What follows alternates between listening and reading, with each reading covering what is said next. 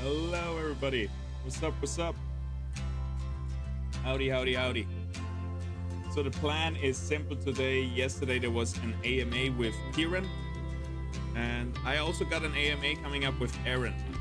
So this is especially important for me to watch because I don't want to ask questions to Aaron that Kieran has already answered in his AMA. I'm gonna be playing some Illuvium on the side, I think. But yeah, we're gonna focus mainly on the AMA. By the way, if looks could kill, we'd all be dead by now looking at that. It's a beautiful first frame here in the video. Here it's mad. Alright, let's see what he has to say.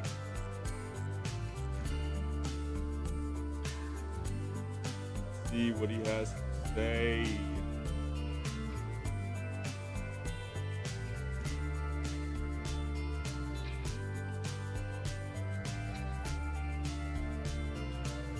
It's smaller.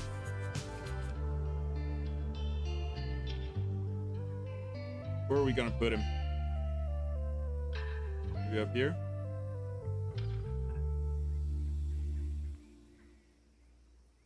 All right. Let's get straight into it and see what it's all about.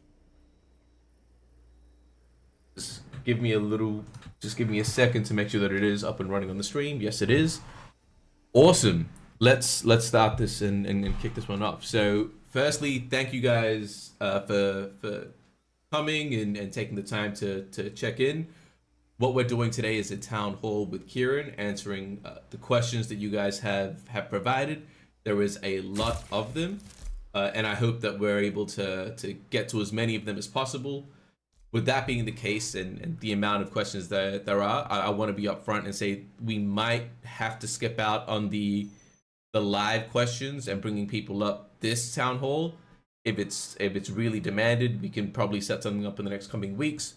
But we have a lot of questions that we want to get to, so let's just jump straight into it. So I'll just say some of the topics that we're going to be covering are things like development, game updates, roadmaps, economy, community engagement, and things like that. So you guys have provided a bunch of questions there. But anyway, to start off, Kieran, how's it going? How are you feeling?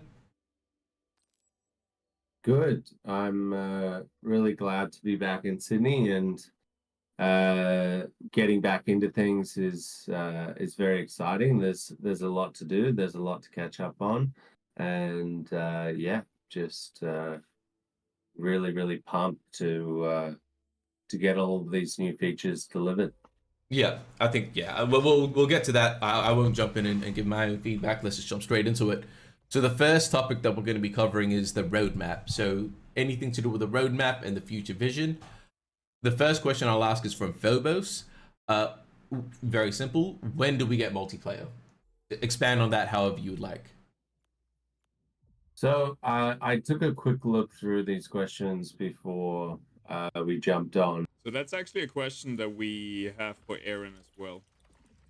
We gotta look how he answers it, but maybe I wanna open up the other document and cut questions that we already are doing for Aaron.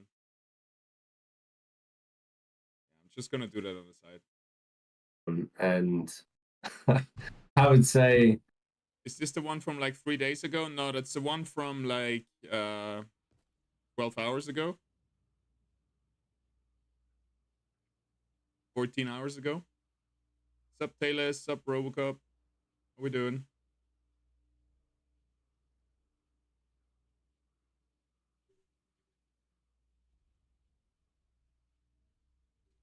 When multiplayer. Okay, let's cut that from the Aaron questions. probably over 50%. Some people were a little bit strategic, which I actually appreciate, and didn't start their question off with when. But yeah, at least 50% of these questions start with when. And this isn't going to be the town hall where I sit there and say on, the 11th of November, you're going to get the first demo of multiplayer and a whole bunch of dates and whatever. But what I will say is that multiplayer is a very high priority for us. We've got the job which we're trying to do now in terms of the overworld is create more content and make it a lot more social, where it really feels alive and you can have fun in there, and it's not just I go and do this one thing by myself, capturing alluvials and harvesting deposits and stuff. Nice. That's good to hear. And multiplayer is meant to be one part of that really enhances that experience in Overworld. The when of it, as I said, I don't have, but it is a very, very high priority for us in the Overworld. Awesome. I'm seeing some people in the chat saying that they've already marked down 11th of November. So good to know. Second question that we have here is from Patate. Another question, very strategic with the starting, is when do we get arena rewards and the competitive scene? So that is actually really exciting. That was one of the first things that I started working on last week. The airdrop and rewards need an overhaul, like without a doubt. And I'm not coming from the perspective. I don't have my airdrop hunter hat on. I'm coming from the perspective of the DAO. We are we're issuing a ton of rewards, which was always the plan, and the role of those rewards were to seed the community initially, get people into the system, loving the games, and having it as a way to earn on top of having fun. Right now, the way that we've got it set up is a little bit too task orientated, and we always had in our plans to switch things to more of a competitive type of reward system. And so what I will be proposing and what I've been working on is a hybrid for our rewards.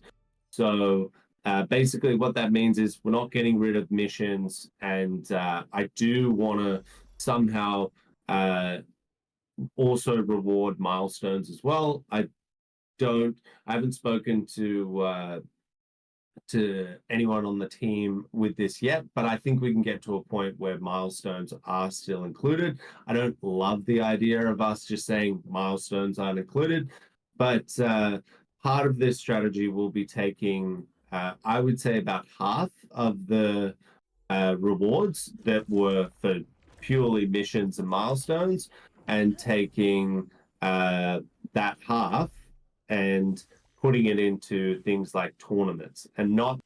That's nice to hear. So we're gonna be focusing more on PvP esports ranked tournaments. And leaderboards.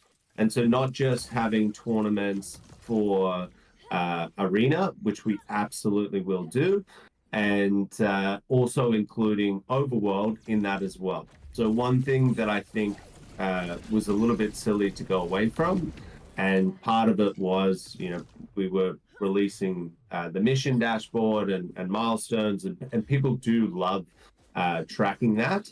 But the hunts that we used to go on, they were a lot of fun. Those types of events where you get thousands of people that are all trying to go after a specific set of alluvials or bounty hunt. different shards or deposits or whatever. Those types of events are really, really cool. And the way that I'm looking at it is being able to basically get to a point on the leaderboard where you receive an invitation to these events, whether that be a tournament or one of these overworld hunts. And haven't worked out numbers yet on these, but it'll be the top something, get an invitation to this, either a weekly event that we do or a monthly. In the case of tournaments, I'm thinking monthly, because I really want to start building that esports scene. And even though the product or the game arena and its modes, particularly Gauntlet, has a lot of quality of life improvements, a lot of new features that are coming to it. I think if we've already promised the community that we're going to be issuing a ton of rewards as it is. And so with that being said, I think it makes sense for us to actually start doing these tournament rewards now, and they're going to be huge, right? Like they're going to be very eye-catching headlines that Illuvium is doing another tournament that has massive prize money. And the idea there is it will still be Web3 focused, which I know there's some marketing questions coming up later, but our focus is on Web3 and crypto natives at the moment, and I'll explain that a little bit later on. But this is also a way for us to do a similar thing to what Parallel did, which I think they did a really good job of, where they're running these tournaments, and because it's such a big amount of prize money that these guys can make from Hearthstone, it gets them interested. And of course, you're going to get the feedback that, yes, that's an NFT game and whatever. But at the same time, it's a big enough draw card that people were willing to say, you know what, maybe we will go from Hearthstone and start playing Parallel. Yes, it's still in an open beta state, and they're adding a whole bunch of things, but the prize money is just too compelling. I think we can start doing that, and we're literally giving out these rewards anyway, and I feel like they're not very optimized, whereas something like this, maybe it gets a TFT player to say, well, shit, that's a huge amount of money that I can win. I better go and learn this game. And as long as we can keep the education side of things there, and the awareness of this is a game that is in beta. Gauntlet is not even 6 months old from when we started. I think it's been worked on for about 4.5 months. So there's a huge amount of new stuff coming to it, but you're welcome to play it in this state. And I think that's going to really, really invigorate Arena. And as we know, if we have demand for alluvials, and a lot of this is going to come from Leviathan, where you're really, really incentivized to go and have the alluvials in your wallet. That's going to create the demand on the overworld side, which feeds into the economy. And I think it's a much, much better usage of our reward token. Talking about Leviathan, I don't think any TFT player wants to come in another game and having to buy good stats illuvials for hundreds of bucks. I think if we want to be successful PvP wise, we have to have our esports, our competitive scene available to the vast majority of the community. not just for whales, which is the case with Leviathan, right? Tokens that we're Pay to win is not a good approach to get TFT players onboarded, I think. giving out, even though it's still a little bit early. I feel much better with us focusing on that. Yeah, that makes complete sense. And yeah, very much so in terms of Gauntlet and the stuff that is coming. I think it is very exciting. I know the TFT guys have been impressed with what we've done so far, and I think with those improvements, I think it makes it a much easier sell. Moving on to the next question, and I'm gonna say this one time now and never again. I'm probably gonna butcher a bunch of these names, so forgive me. I'm not gonna say sorry each time. Smizme asks, so a lot of players have suffered massively from the minting issues with IMX. He's talking about the small player base and the fact that we're dealing with these issues as it is. A couple of questions and dive into it how you want, but how is the team planning to fix the miserable IMX performance? Is IMX still the right solution? Are we planning on moving to another solution? Essentially just the chain that we're on, IMX, and what your thoughts on all of that is.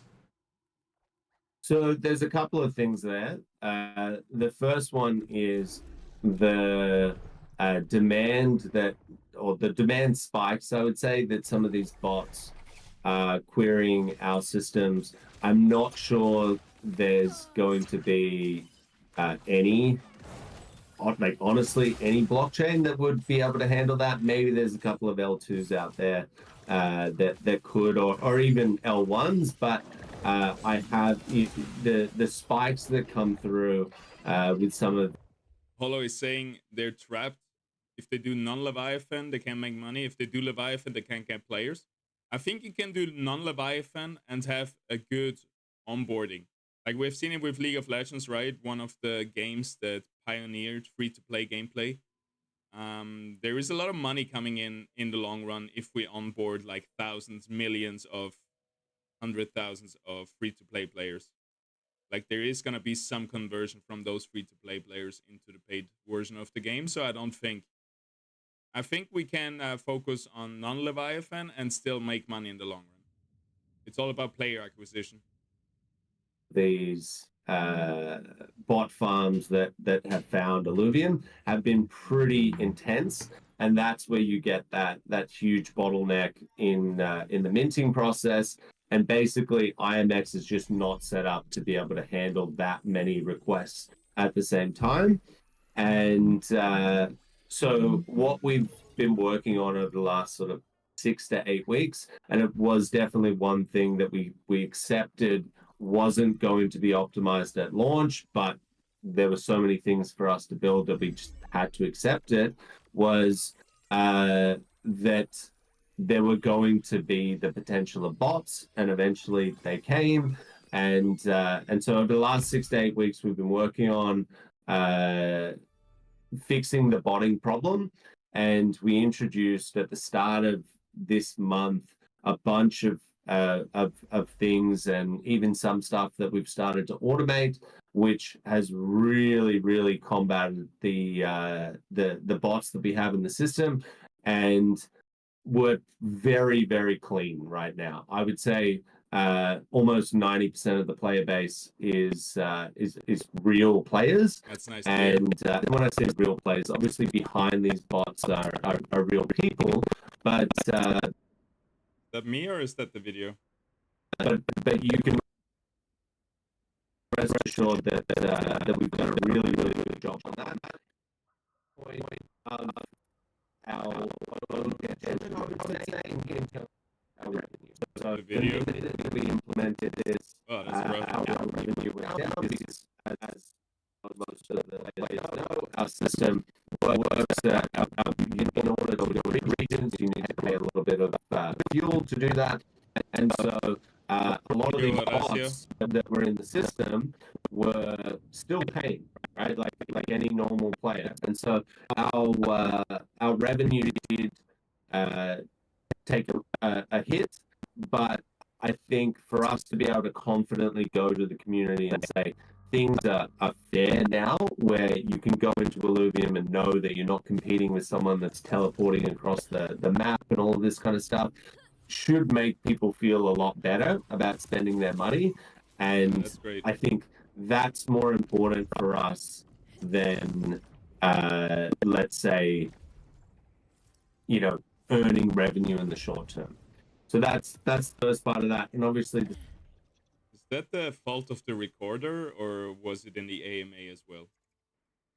Like, was Kieran's mic fucking up there and internet, or was there a problem with the recording? Every time there is something like this, I'm thinking of just going in and recording it if stuff like this happens, just to have a backup. the second is, are we thinking about moving to a new chain? We've obviously, there's no secret. For the last 3 years, we've always kept our options open. IMX has been really good to us, and we're certainly not sitting here saying, "Yep, we're leaving Immutable." We've also had conversations with them about going to their ZK EVM chain, and but our focus has been solely on the launch, fixing a lot of the issues that came with the launch, and the blockchain side of it.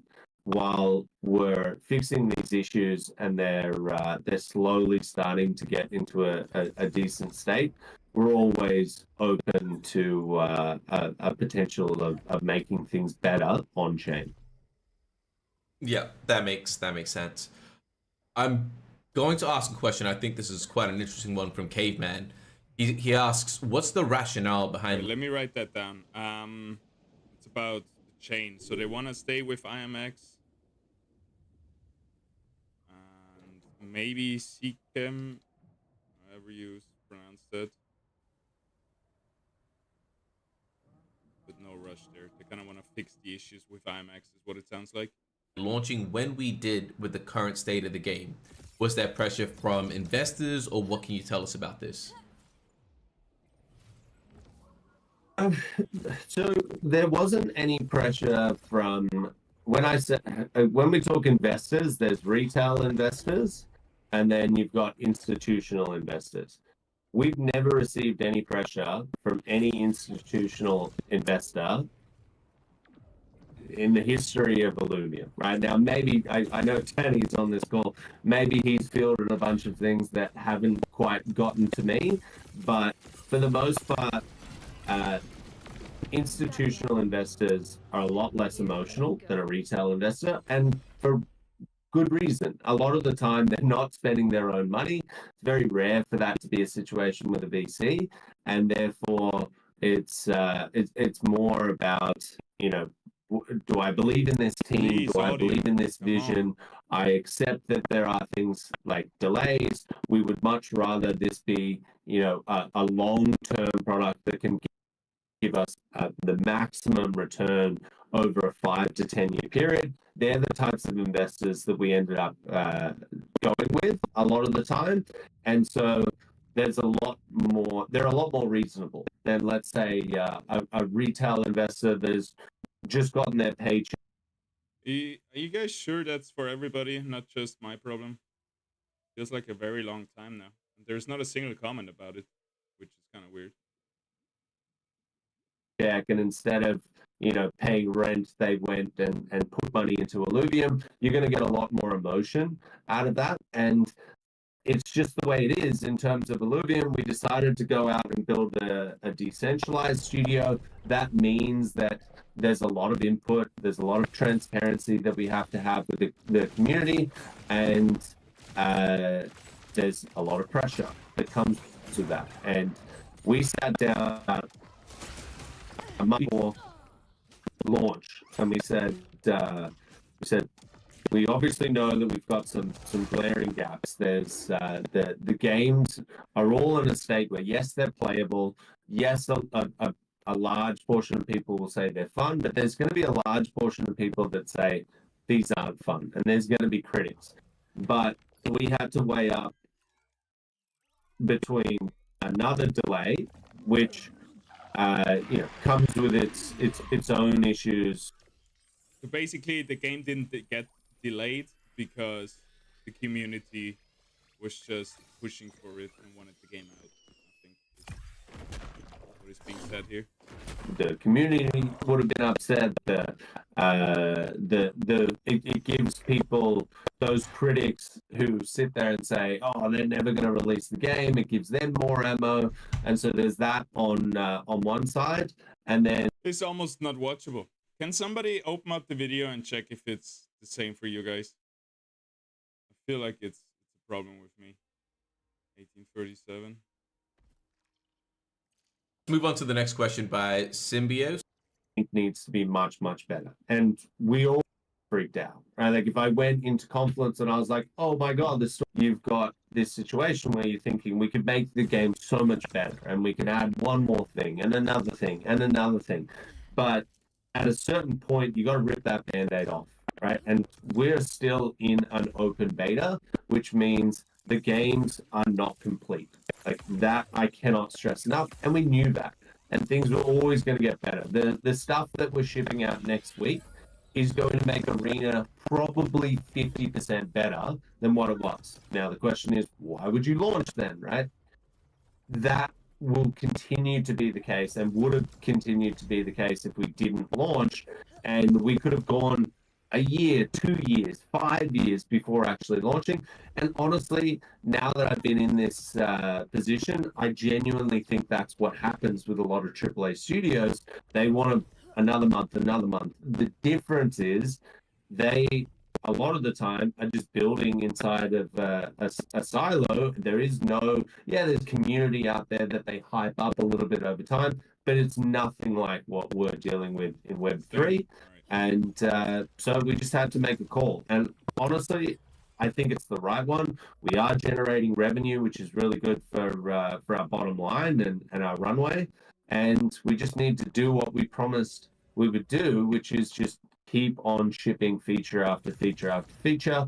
And the last thing I'll say on that is the community right now is basically our players, our dedicated people that either they invested early, they were invested in the IP, they loved the idea of an interoperable universe, all of these things.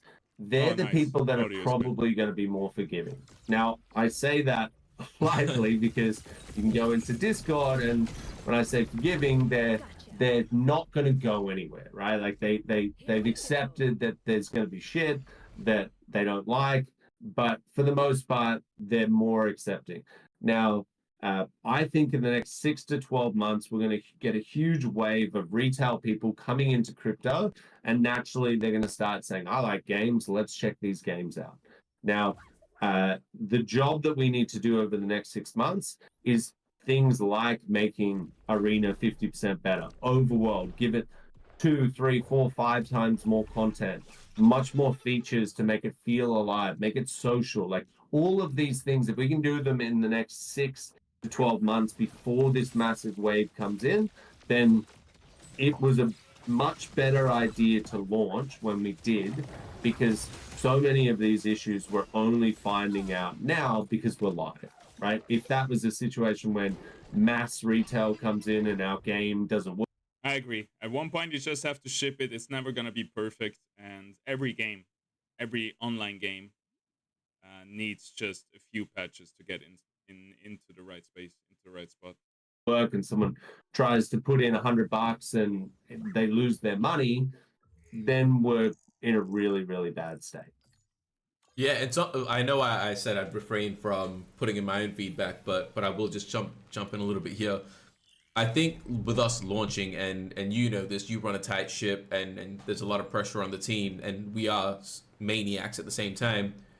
Putting the game out essentially puts that pressure and forces us to develop much faster than, and not saying we weren't doing it already, but the game is now live. There's no dilly-dallying. We need to get things better as quickly as possible. So I would say that is also a benefit for us being live. Next question from Ramza. Megacities. I could just say that word and you probably know what the question is, but when are we seeing megacities? People paid quite a lot for them. What can you share about that? Yeah. Sorry. Yep. We had a meeting about megacities last night. We're hoping that we can still meet the deadline. A lot of people are saying, I've noticed are saying that, hey, you said Megacities would be out 4 to 6 weeks after launch. That wasn't the case. What we said was 8 to 12 weeks. And it's going to be tight, but we're really working super hard in that team. We've just added 2 new developers to that team. We've also added a new game designer, and a economist has also come on board as well. So we're a little bit more rigorous when it comes to new features, particularly with Illuvium Zero, which has meant that it is going to be tight, but we're really trying to hit that deadline of 12 weeks post launch. Awesome. And sticking on Zero, minting blueprints. I know that was another big reason that people got into Zero. What's the timeline on that? So they've been working on that. That's the first thing that's going to be delivered. I would say that's, you know, pretty close to completion. Okay, very cool. What made me sad was when he told that there was 58k players. Me and a friend have been tracking that. It's only 18k tops, 19k tops. I have numbers for that as well. I cannot leak them directly, but I can check what my numbers say. They come straight from the team. Give me a second.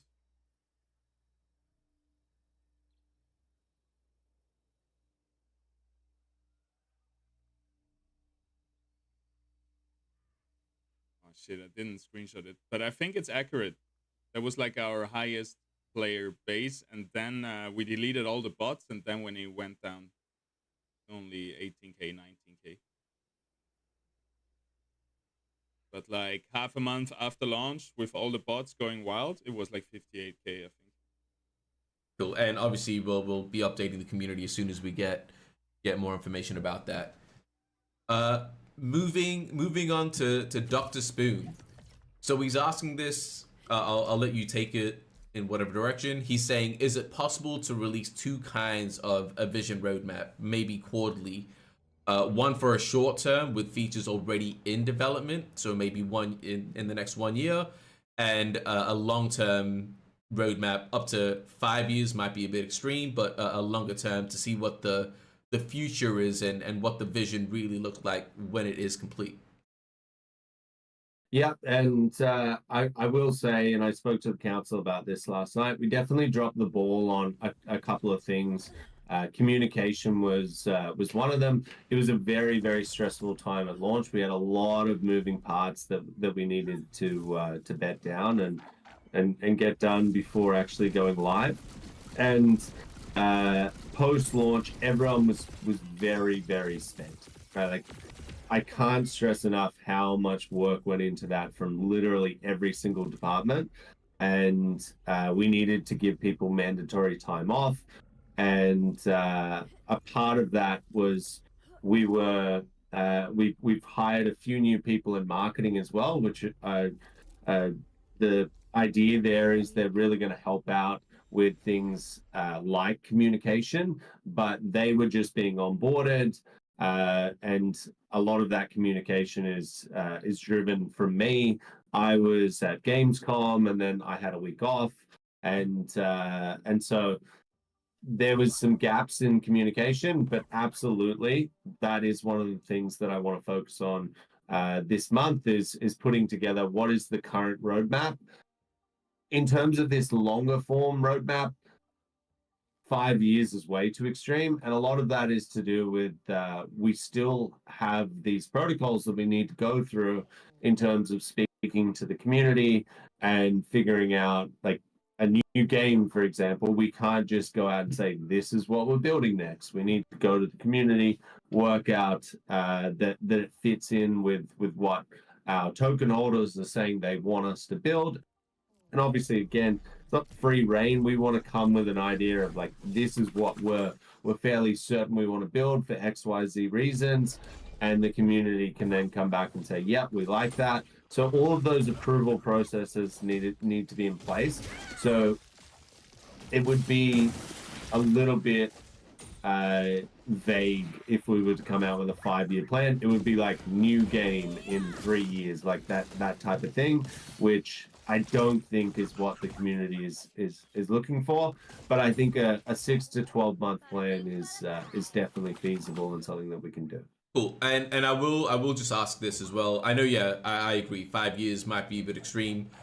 I do think that the community does want something a bit longer term, even if it is a little bit vague. So if it's slightly longer than 1 year, what would be the max that you would go out? Would it be 2, maybe 3? If we were to explore that, what do you think is feasible there? I mean, again, if the community Yo, probably go out to 2 or 3 years. Right. that the video again? Okay, cool. Well, let's move on. You've Kieran has shit internet, doesn't he? brought this up before about tournaments and esports. Van Umbra is asking about what's the current plan for the Team Liquid tournament? Is that still going on? When is that looking like? Please don't Yeah, rush that so one. that's a very targeted Web 2 integration. Like they're going to help us with going out to a lot of the high level TFT players. And so I would much rather us create our grassroots tournament scene with the players that are used to our IP. They understand our That's games good. before Good we to go hear. out to Don't rush that. Web 2 audiences. Plus, at the same time, we're introducing a ton of new features that will really make the auto battler experience unique to Illuvium. And with that said, it makes sense for us to wait on that Team Liquid tournament. The funds are there. They are still very, very keen to work with us, and they're happy to wait. They think timing is critical on that as well. And so I don't have a timeline for you, but honestly, thinking about it, probably sometime early next year. Yeah, I think it's very important for us. We've done marketing initiatives and campaigns in Web 2. I think it's very important for us to get the game into a closer to fully polished state before we really explore that. So makes sense. The next question, I don't know who it's actually from. It wasn't on Discord, but what update can you give us about Season 1 rewards? Please clarify what the plan is regarding the cheater rewards. Okay, so the way that it works is, and we decided this, I believe, with the council. There's so many different topics. I meet with them on a weekly basis, so I'm not 100% sure, but it sounds like something that I would have spoken to the council about. So let's just go with that. And maybe I know Blichter's in the community. Maybe he can correct me if I'm wrong. But when we initially said we've got this issue where we know some people are cheating, they've earned ILV rewards, our systems weren't automated, and so we've got to do a manual comb through at the end of each season. Now, with that, we also realized that if we go through and flag a whole bunch of these cheaters and there's a few false positives, that's a really bad experience. If someone has spent money and time in playing the game fairly and our systems, for whatever reason, have flagged them incorrectly, that person shouldn't be penalized. And therefore, if we go out and say, hey, we're going to pay all of Season 1 out immediately, and then we're going to be paying cheaters. So we couldn't do that. So we held back that money. Now, what that meant was we either hold back that money and those rewards and then pay it out once we've reached some kind of point. Let's call it 30 days, 60 days, whatever it might be, whatever we deem as reasonable. Probably 60 days, I think, makes sense. But then we didn't want a situation where we're making everyone else wait 60 days.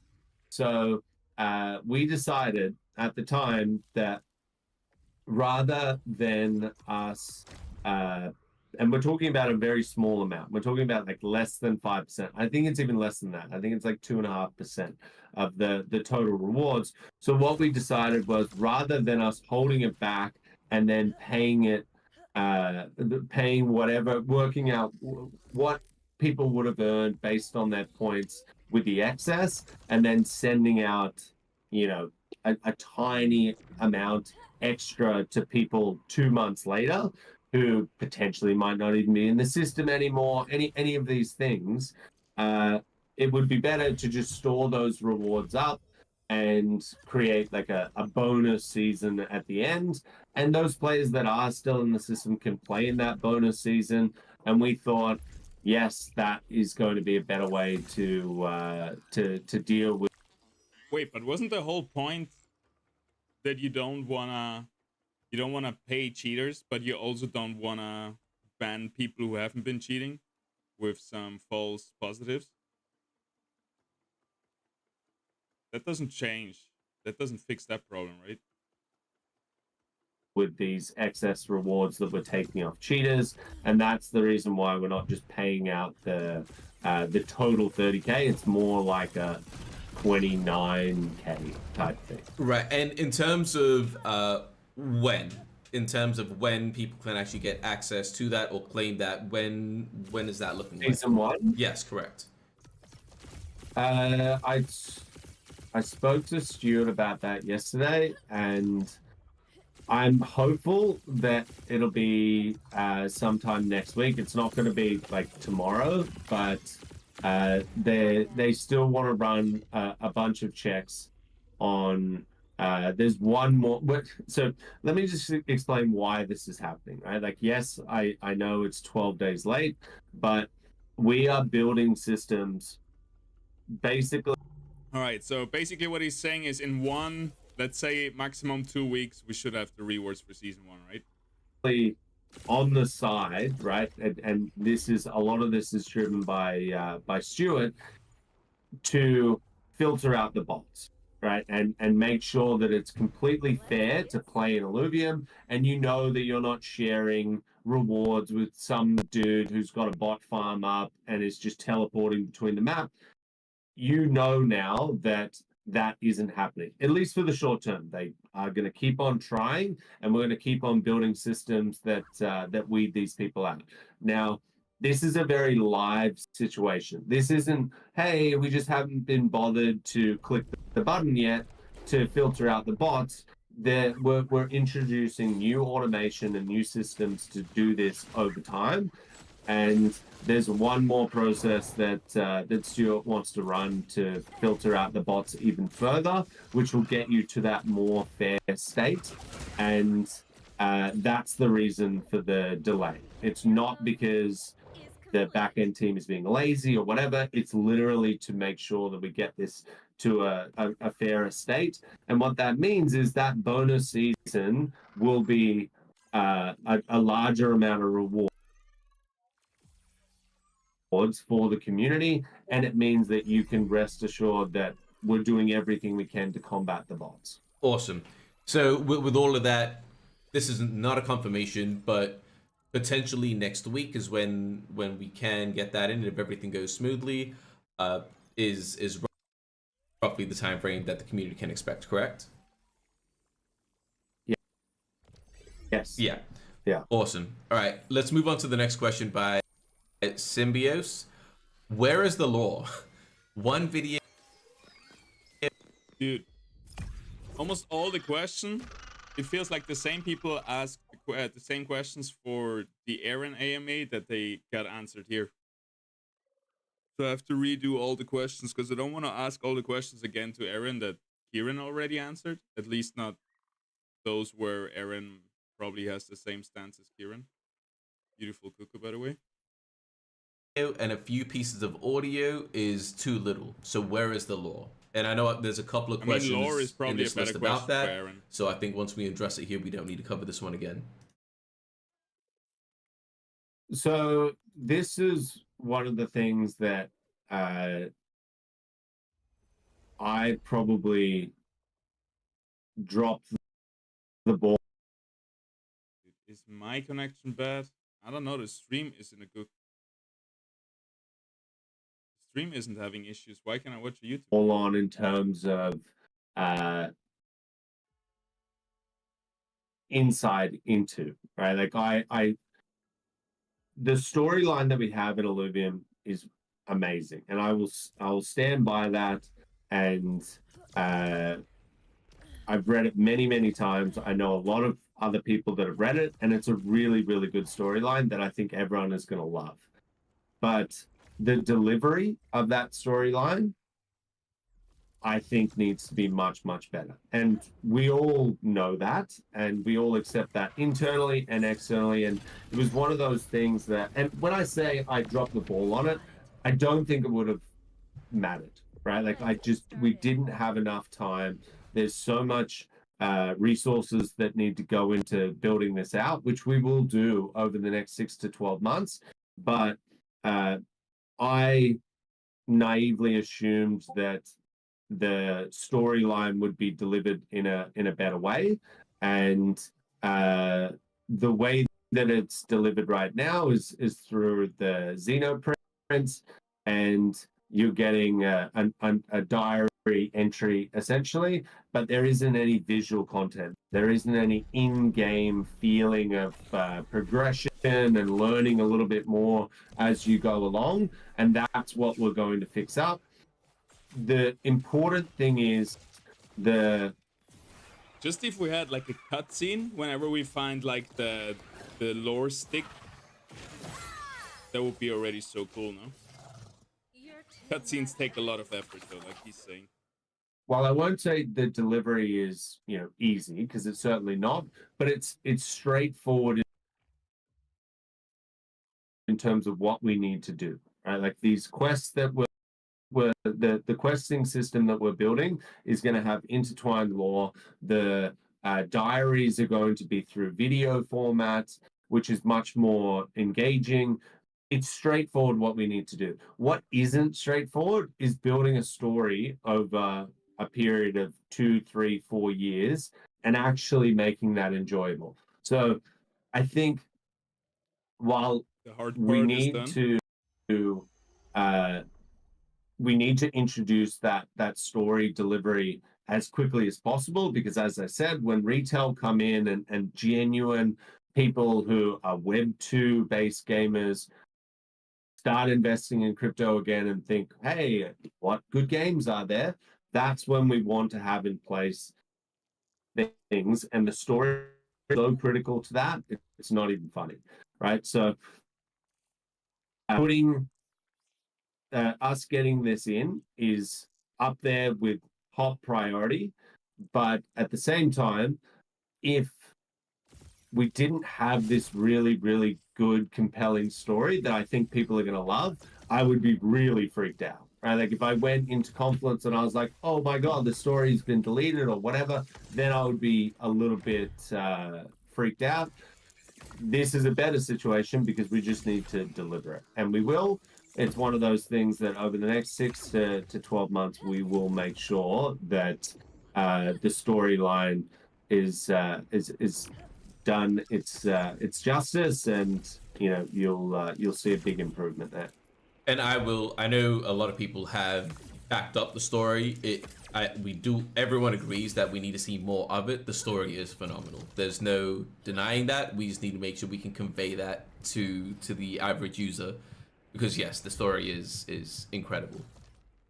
Next question from West Swagger 98. When will the game be translated to other languages? I know it's something that we've discussed, Kieran. Obviously, the order battler market in China is huge. I've been pushing that for quite some time. But yeah, when will the game be translated? What are the plans for that? So we don't. It's quite costly to do it, and we don't have a date for you again. But it is something that is on our roadmap to do at some stage, and yeah, that's pretty much what I can say there. Okay, no problem. Next question, a bit of a tougher one. Keen to get your perspective on this one. Senekia, Do you think it's acceptable to have a bunch of broken augments when it completely breaks every arena game? So essentially what he's saying is there are certain augments currently that are completely bugged out, that just, you're having Klings do 10,000 damage, things like that. He's asking, why have we kept these things in? Why haven't they been addressed or turned off? What's the situation there, and what are your thoughts about it?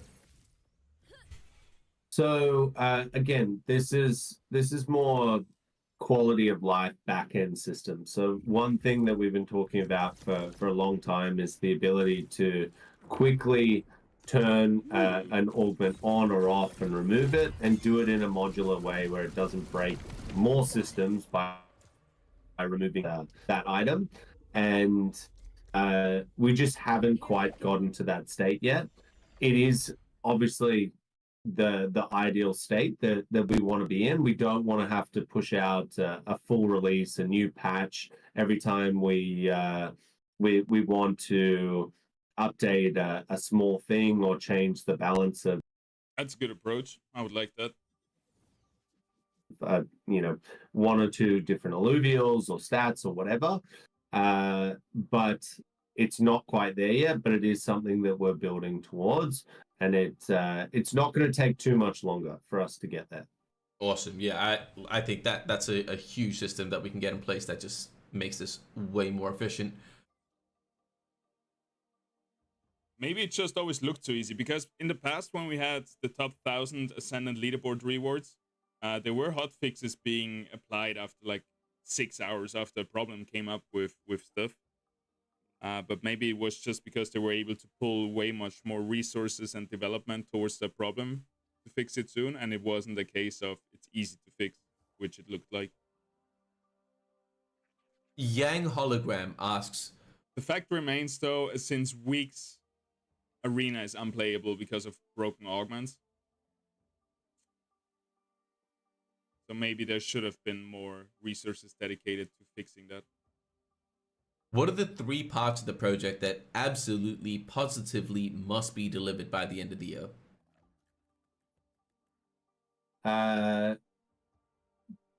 storyline from a video perspective, I think, needs to be implemented. Whether or not it's fully uncovered or not is one thing, but I think we need to get to a stage where through video diary entries, which are a lot more engaging, and through questing, we need to start getting that story in a place where you can, at least from a player's perspective, start piquing your interest and in an engaging way to say, I want to play more of this. It's not just I go capture alluvials. It's more I wake up today and I want to figure out what's another thing that, like, what actually happened on Illuvium and what is this universe, and so that needs to be in a really good place.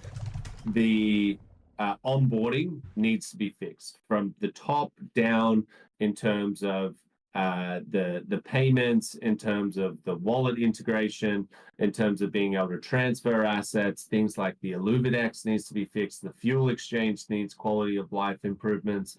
There's so many things from like a systems onboarding standpoint that just must get better, right? Like by the end of the year is really, really a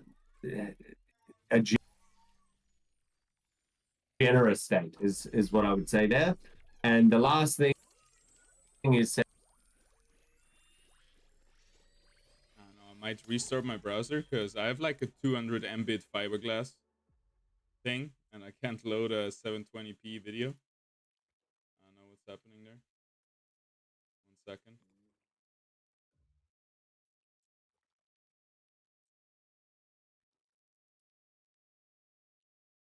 improvements. There's so many things from like a systems onboarding standpoint that just must get better, right? Like by the end of the year is really, really a generous state is what I would say there. And the last thing is setting up our competitive scene. I think that is the key to igniting our economy across the board. We need demand. Nice to hear, and man. we've always said Really this. good to hear. It's not something new.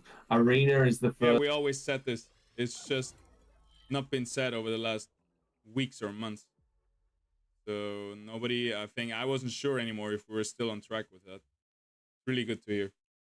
Game that utilizes the alluvials. There's going to be many more games in the future which utilize these alluvials, but for right now, we need people playing the one game that we have that uses those alluvials, and that's Arena. And we can do that. We've got this secret weapon, which is these rewards that no other Web 2 game has, and we can use those rewards for things like competitive play, tournaments, leaderboards. That I don't care how against.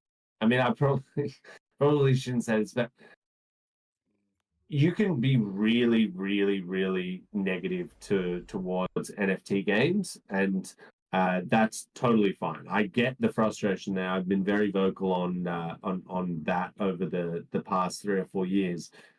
But one thing that I think overrides all is if you can play a game that, yes, it's in beta and you know, there's a lot of improvements to come there, and as long as it's not complete dog shit, you're going to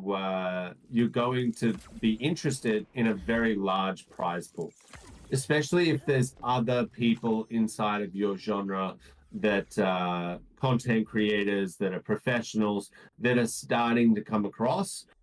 You are going to be receptive to a large prize pool tournament, and that's what we need to use to get people in and get more content being created. And at the same time, in parallel, we need to be making the game better and better and better, so those people that on a monthly basis are coming in and playing these tournaments can look around and say, wow, actually, this has been introduced. This is so much cooler. They fixed this up. There's a new patch. All of these exciting features keep on being delivered. I think that's going to be the thing that improves the economy in Overworld, and in turn helps out Illuvium Zero holders, because all of a sudden there's more demand for the fuel. And then we get to a point where we can start thinking about what's the next game that also creates more demand. Awesome, great answer. One thing, this wasn't on the prep sheet, Kieran, but I've seen it in the chat, and I think it is a valid question regarding the roadmap stuff. Mobile, Arena or mobile, where are we at with that? What can you share about that? Anything at all? So we've already started the process of optimizing our graphics. That was definitely one of those learnings that took doing it to really understand that was a mistake. We went out with crazy high performance graphics, which, I mean, you could say it's a mistake, but I think it was a lot of the allure to get people into the ecosystem. So maybe we wouldn't be here if we didn't have those high level graphics. But one thing that I think is becoming glaringly obvious now is we've lost accessibility. There's so many people that want to play Illuvium or download Illuvium and try to play Illuvium and can't, right? And that is not a good situation to be in. So by optimizing the graphics, we do two things. A, we get it ready for mobile, so we can port Arena into mobile, and any future games that we make as well, we can start thinking about doing mobile plus desktop at the same time, because the assets that we have are optimized for mobile. But at the same time, it also helps out with lowering the requirements for all of our games. If someone wants to play on low settings and they don't have a very good computer, they will be able to play. Whereas right now it's very laggy, and it's just not a good experience, and likely people are just going to go, I don't care how good this game is or if I can earn money or whatever, I just can't do this. it's going to help with that as well. So it is a massive focus. We've already started the process. It starts with art, and then from a development standpoint, we'll start working on that. All right, that's 2 more questions that I cannot ask Aaron because they are been answered greatly, which is nice, right? We can focus on other questions that way. I'm not mad. So Arena is coming to mobile once there is more optimization on the art. So they are still working on optimizing the game, and in turn, this will help bring it to mobile sooner than later. You know, in the next few months. Awesome, awesome. And that was that in the next few months? The process, it starts with art, and then from a development standpoint, we'll start working on that, you know, in the next few months. Awesome, awesome. And that concludes the roadmap section. We'll move on to the development. So all the questions regarding game development and updates for all the titles.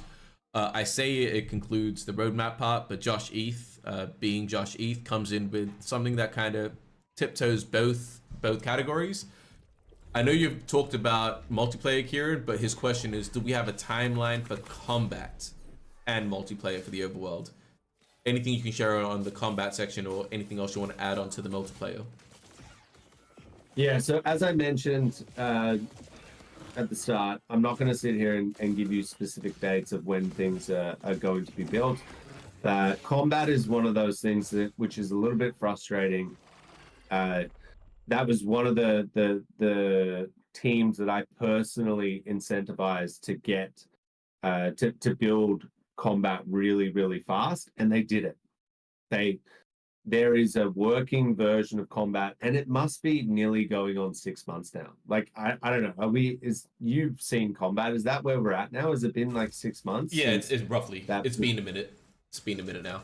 Yeah. So that's been really frustrating because we spent so much time working on that, and a lot of that for that team is frustrating as well because they did all of the things that they needed to do to get launch ready, and on top of that they worked 4 or 5 hours a day, each of them, to get combat in a state where we could almost release it as a bit of an alpha play for a small amount of people. The issue with it is we need to work out how, and we've already started this process. The game design team is working on this currently. We need to work out how combat is integrated into the overworld. We need to work out where does the auto battler sit in terms of the current combat, and how is it going to fit in with the story elements and the lore. And we just hadn't done that. And so it is frustrating because we've already started on a trailer for combat as well to show you guys, like, this is how cool it is. You can have an alluvial fight with you. Almost as like your pet, as some of you would refer to them.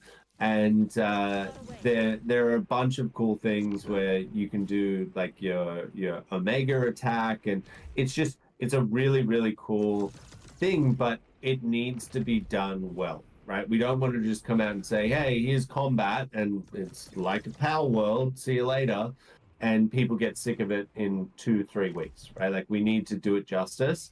And we need to work out how to integrate it into the game design, and that's what we're working on now. Again, frustrating because that would be one of those things where I would have loved to have said, you know, this is how quickly we can work now that we have a really good baseline. Sorry, I hope I'm not losing my voice. I had a lot of meetings yesterday. Now that we have a really good baseline, we can build things quickly. And that was one of those things where Andre and Chaba went out and built a POC in like 3 weeks. Now, it was a little bit rough and needed a ton of work, which they've done. But I would have loved to have said, like, here you go. And we spoke about this in the council meeting last night. I think it was Scoriox was like, why don't you just show people that? And they would love that. And part of me thinks, yeah, we should have done that, and we should have shown, like, hey, we built this POC in like 3 weeks. the trouble is there's a massive spotlight on us, and there's a lot of people that want us to fail, which is kind of insane to me because if Illuvium is Leads everybody else successful, at it'll least. bring a lot of the other games up with it, which you got to be here for a long time to really realize that. And it's probably something that I struggled with at the start. But if we go and release something, even though we could, It's the same with content creation, right? With all the content creators in Illuvium, I want everybody of us to succeed, even though it's a bit competitive. And then Chimbo says it's very really good. I want us all to succeed and become big, but then I want to beat you. chuck disclaimers all over it saying, alpha footage, not in game yet, unplayable, like all of these things. There would be people who are like, oh, that's the thing that they thought would fix the overworld. Look at how dog shit it is. I could have built that in 2 weeks. And it's like, we did build it in 2 weeks, but He's we right we there. need to how do you get across all of that? So that was the thought process behind not releasing that. In hindsight, could we have done it? Yes. Do I think about it every single day? Yes. But I think once you see the proper version, now that it's been there's been a lot more polish go into it, it'll be worth the wait. Yeah, and I think the struggle that one of the issues that we face is we have built so transparently for the last few years, and now that there is an expectation, it's do we continue to do that? How much do we do that? Because we're going to get scrutinized. It's playing that balancing game there, which is not an easy one for sure. Next question again by Josh Eth. What are the large scale goals that people can look forward to that you haven't spoken about? Is there anything in particular that comes to mind that you're like, hey, I haven't made this public yet, which I can. The community doesn't know about it. Well, what are the large scale goals that you can share? No, I'm very transparent. I say a lot of my thoughts, and I think most of the people that would communicate about what we're going out and trying to achieve and do are the same. So no, I don't think there's any sort of secret thing that we're sitting here hiding and not releasing to the public. We realize the value in being as open as we possibly can, and so yeah, I think most of the things we want to achieve is pretty out there. Awesome. You touched on, for the next question, you touched on this previously. Dr. Spoon, it's two parts. It's what are the changes that we can expect in the Illuvidex as well as the fuel exchange, and what time frame are we looking at before we get to experience that firsthand? So the fuel exchange is going to feel a lot more like a exchange, right? Like there's going to be an order book there. There's going to be the Sorry, guys. I am bursting. I gotta run to the toilet. 1 minute.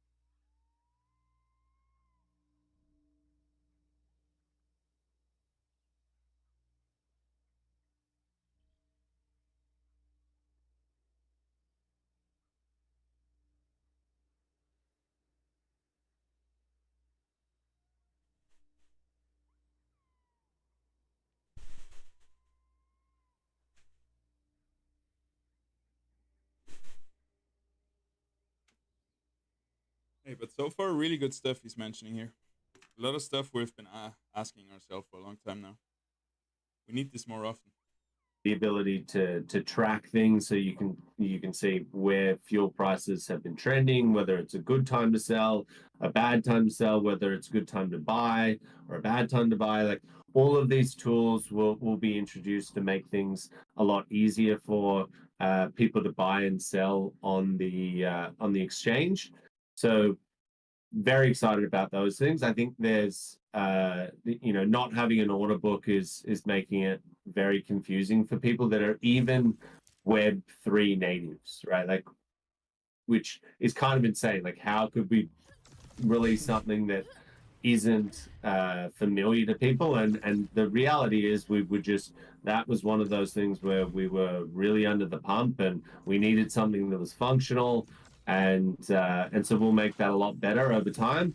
Illuvidex, the same thing. So there's one thing that I'm really pushing on the Illuvidex is, for me, I think people just want to know, and certainly this is literally my experience. I want to know that I'm getting a good deal. Now, everyone seems to be either time poor, lazy, or some combination of the two, and they don't want to go. And when I say everyone, I mean the most people, when they're going onto a marketplace, they want to be able to easily identify that something is a good deal. And right now on the Illuvidex, with the filtering system that we have, and with so many different components in terms of different stats, different tiers, different stages, different games that they need to be played in, it's insane. There's so much information that the player needs to consume. You sort of get decision paralysis, right? Where you're like, do I buy this one or this one? This one's like $20 cheaper, but I just don't know, right? And I think that is the biggest issue that people have with the Illuvidex. It's the reason that I haven't gone on a spending spree. It's the reason that I have gone on a spending spree. By the way, guys, a little spoiler for tomorrow's stream. I was able to get Ethereum onto my Illuvidex wallet, and tomorrow we're gonna be doing a snipe stream where we're gonna try to find perfect stat Illuvials for a good price. I'm gonna buy them. So that's what I got planned for tomorrow. In Illuvium Beyond. And Illuvium Master, I believe they were the first ones who came up with this, a third party that if you were in Illuvium Beyond, you know Illuvium Master, right? Like, every single person in Illuvium Beyond uses Illuvium Master. They came up with this algorithm which basically rated the Illuvitar. So you could immediately identify this one is the 5th rarest out of every single Illuvitar in that collection, right? And it allowed people to go, yeah, well, 5 out of 20,000 is good. I'm going to spend my money. And we need to build a system similar to that, and we have. Aaron has developed an algorithm which will basically allow you to identify how good a alluvial is straight away. It's a number out of 100, and you can easily go, okay, well, that's a 95 out of 100. It's only $500. It's cheaper than the other one that's an 85. Boom, that's a good deal. I'm buying it. Right? That's great. I think if we introduce that sort of a rating system, no one is going to, like, you're only going to filter by that. And that's what happened with Illuvium Master. Everyone just went, well, how rare is it compared to all the other Illuvitars with that same alluvial? I'm buying that one. Makes it super simple. Now, obviously, there are multiple other things. There's probably 10% of people out there that want a better filtering system and want the ability to go into greater detail of every single stat that the alluvial has compared to other ones and put comparisons side by side, and they'll spend 10 hours looking at something before they purchase it. But I genuinely think the other 90% will sit there and be like, it's good value. I need that alluvial. I'm buying it. And I'm confident that I'm getting a good deal. That's it. So I think if we can introduce that, that might be a low-hanging fruit thing that that fixes a lot of problems for everyone. It's funny because everything that you were saying, I was like, yep, that's me exactly.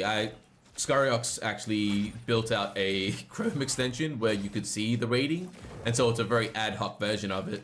But once he did get that in, I'm not gonna lie, I started using it and went on a bit of a shopping spree myself, because you could very easily see this has a good stat, this has a good stat. So yeah, one of the biggest things that I'm looking forward to on the Illuvidex is that for sure.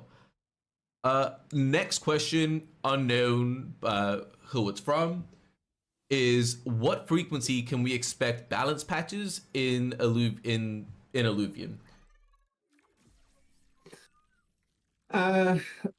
So there's going to be two types, right? There's going to be like hot fixes that we want to be able to introduce, and that's what I was talking about earlier on. Is we don't have that ability to push a hot fix at the moment, and so those types of things where we remove an augment or we add an augment or we change the stats of an alluvial or whatever it might be, they need to be introduced, and they should be exactly what the name says, a hot fix that comes in really, really quickly. In terms of a new patch, I think there's going to probably be a midway patch, and then every 3 months a massive overhaul that comes with different features inside of Arena, where your gauntlet experience is a little bit different. So yeah, I guess, and it's hard to say because it depends how good the initial patch is. If people are like, this is completely broken, then we're going to need to update it. But I would say leave room for multiple small patches inside of that 3-month window, and then one big patch that comes quarterly. Yep, that makes sense. And okay, next question. I know you've touched on this a little bit already, but just trying to get a little bit deeper here. I know we're at the hour mark. We'll try and hopefully get through as many more in 30 minutes, or if you've got time, maybe extend it a bit after that. Question from Garth. Since the games have received criticism around gameplay loops being boring and too expensive for what they provide, what does the team intend to add and change to the existing games first and foremost? Yeah, so as I mentioned earlier, we've got a really, really good baseline for all the games now. Illuvium 0 has so many new features which we intend to build over the next 6 to 12 months. It's going to turn into a really, really cool mobile experience that ties into the rest of the ecosystem, that isn't just I sell my fuel. And blueprints is the first thing that happens there. And then there are a bunch of new things like the training gyms that will release for Illuvium 0, and it's going to be an awesome game to play, which you can just sit there and do casually. Really, really excited about that. Overworld, it needs more of a social aspect. It needs more of those story elements built in. It needs more quests. It needs to feel like you're progressing better. The leveling system needs to be better. The combat system is right now not for everyone. So introducing that hand-to-hand combat is going to be something that really brings the overworld to life.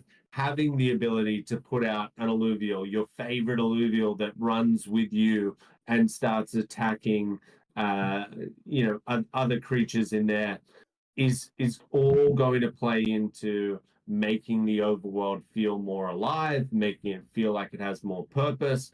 And if you played our games, you know that the baseline is there, and you know if anyone's able to develop something like we have, adding in all of these new features over the next 6 to 12 to 18 months is much easier than getting to this initial point. And that's our plan with Overworld. With Arena, it's really going hard on Gauntlet and getting it to a point where there's new content every 3 months, there's new systems, there's new ways to introduce RNG, making it really, really exciting, but also adding in that unique identifier that you can say, oh, that's Illuvium's auto battler. Whereas right now, a lot of people say, oh, it's just a TFT clone. We want to move away from that and have our own personality when it comes to the auto battler. And that is going to be the plan on top of building that esports scene, which I talked about this probably 3 or 4 years ago. We have this, whatever you want to call it, silver bullet, secret weapon of millions and millions of dollars sitting there in token rewards that is real money that people can use, and we can incentivize people to come into our competitive esports scene. I've already started mapping out what it looks like using some of the existing rewards, and it's just stupid. If we're doing a tournament that is worth over 100 grand or 200 grand or 300 grand every single month, how many people is that going to bring into the ecosystem, regardless of it being in a beta, right? And so that's the plan with Arena. So basically, we have all the ammunition. We just need to polish up the gun before we start shooting. And I think once people see thousands of people coming in and playing the game and trying to rank up on these leaderboards, it's really going to invigorate that game, and it's going to really motivate us to introduce more and more and more features to get it to the point where we're saying it's no longer a beta. So that's the plan across the 3 games. Illuvium Beyond is all about integrating it into the existing ecosystem. It kind of, as you can tell by the name, Beyond, it kind of sits outside of the universe right now. And obviously, your Beyond, your favorite Beyond Illuvitar is your profile picture. As you can see what Taran has, that's his identity in the Illuvium ecosystem.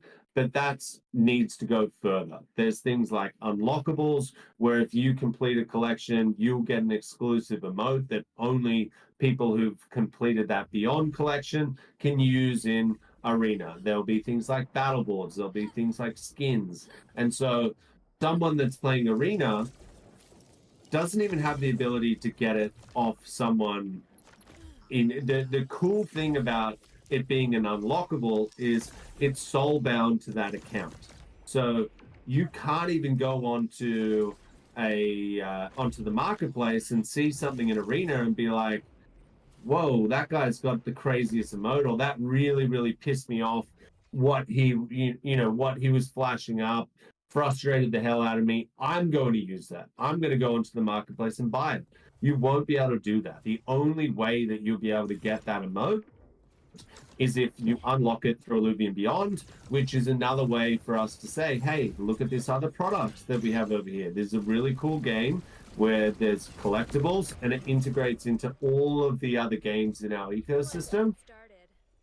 That, on top of multiple other interface fixes and optimizations that we want to do for Beyond, is coming there.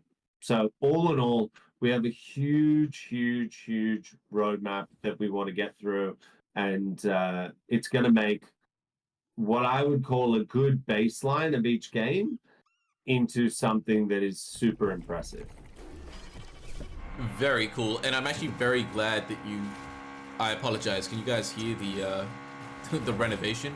I apologize. It's I'm happy that you brought up Beyond as well, because Dr. Spoon's next question is, what's the status of Beyond collection rewards? So the battle boards, the skins, there are a couple of IOUs from the previous waves. What's the status on that? That was actually one thing that Jeremy wanted to get in for launch. It has been worked on. It's really close. I know that people have been wanting these IOUs for a long time. That doesn't just touch Illuvium Beyond. There's a lot of other collectibles that people have earned through various different things over the last 3 or 4 years. We call them IOUs because we owe them to you guys. And IOUs. it is on the roadmap. It's not the highest priority, but it is still there being worked on. And again, I don't have a timeline for you, but I promise you we're trying to get those out. And the reason is it is revenue generating. I think if people get these collectibles, a lot of them you could only get in, say, the balancer sale. If people remember that thing, there's going to be so many people that have entered our ecosystem over the last 3 years that have no idea that those things even existed, right? And so by us getting these IOUs out to people, I think it's going to stimulate trading because people are going to say, well, what the hell are these NFTs? I can't go and buy them from the cosmetic store. Yeah, I had to be there early on. I still So got it Polemos is a / priority, but it's skins. just not the top priority. Yeah, and that makes complete sense. Okay, final question in the development side of things is from Sakta again. That I don't know how to pronounce that. What are your plans to improve the onboarding process and address issues related to the immutable passport wallet?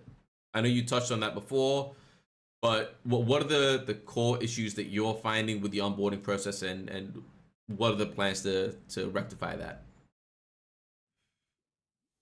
Look, I mean, we've already touched on it, so there's probably other questions that we can get to, but we've identified through feedback and through our own issues that we face that there's a lot of things that we need to fix in the funnel of getting people from either owning a previous passport account or getting things from L1 to L2 and having missing funds, not being able to use credit cards. All of these things we're working on. Some of them have already been fixed. I think the biggest one that people will be excited to hear about is we're probably a week or two away from being able to introduce credit cards into the system. And that's huge. That alone, I think, is going to be a big help for when we do start bringing in Web 2 players. If there's an easy credit card option, it's going to help out massively. Yeah, awesome. Yeah, didn't want to spend too much time on that. Just wanted to share that some of the things that we have identified. Moving on to the next category here around the economy, the tokenomics. Phobos is asking, do you plan on implementing a burn mechanism to reduce inflation of bad stat alluvials, or what can we share about that? Look, yes, there is a plan to introduce a burn mechanism. I believe the plan is to integrate it into Illuvium 0. Don't quote me on that because it's still just an idea at this stage. But I just want to emphasize there that the point isn't to have no bad statted alluvials, right? It's a good thing for some people to have a bad statted alluvial because that means that there's a good statted alluvial there. And if you get lucky and find one that has perfect stats, it's actually meaningful. We don't want to build the system in a way where every single alluvial that you see has great stats because you don't want that.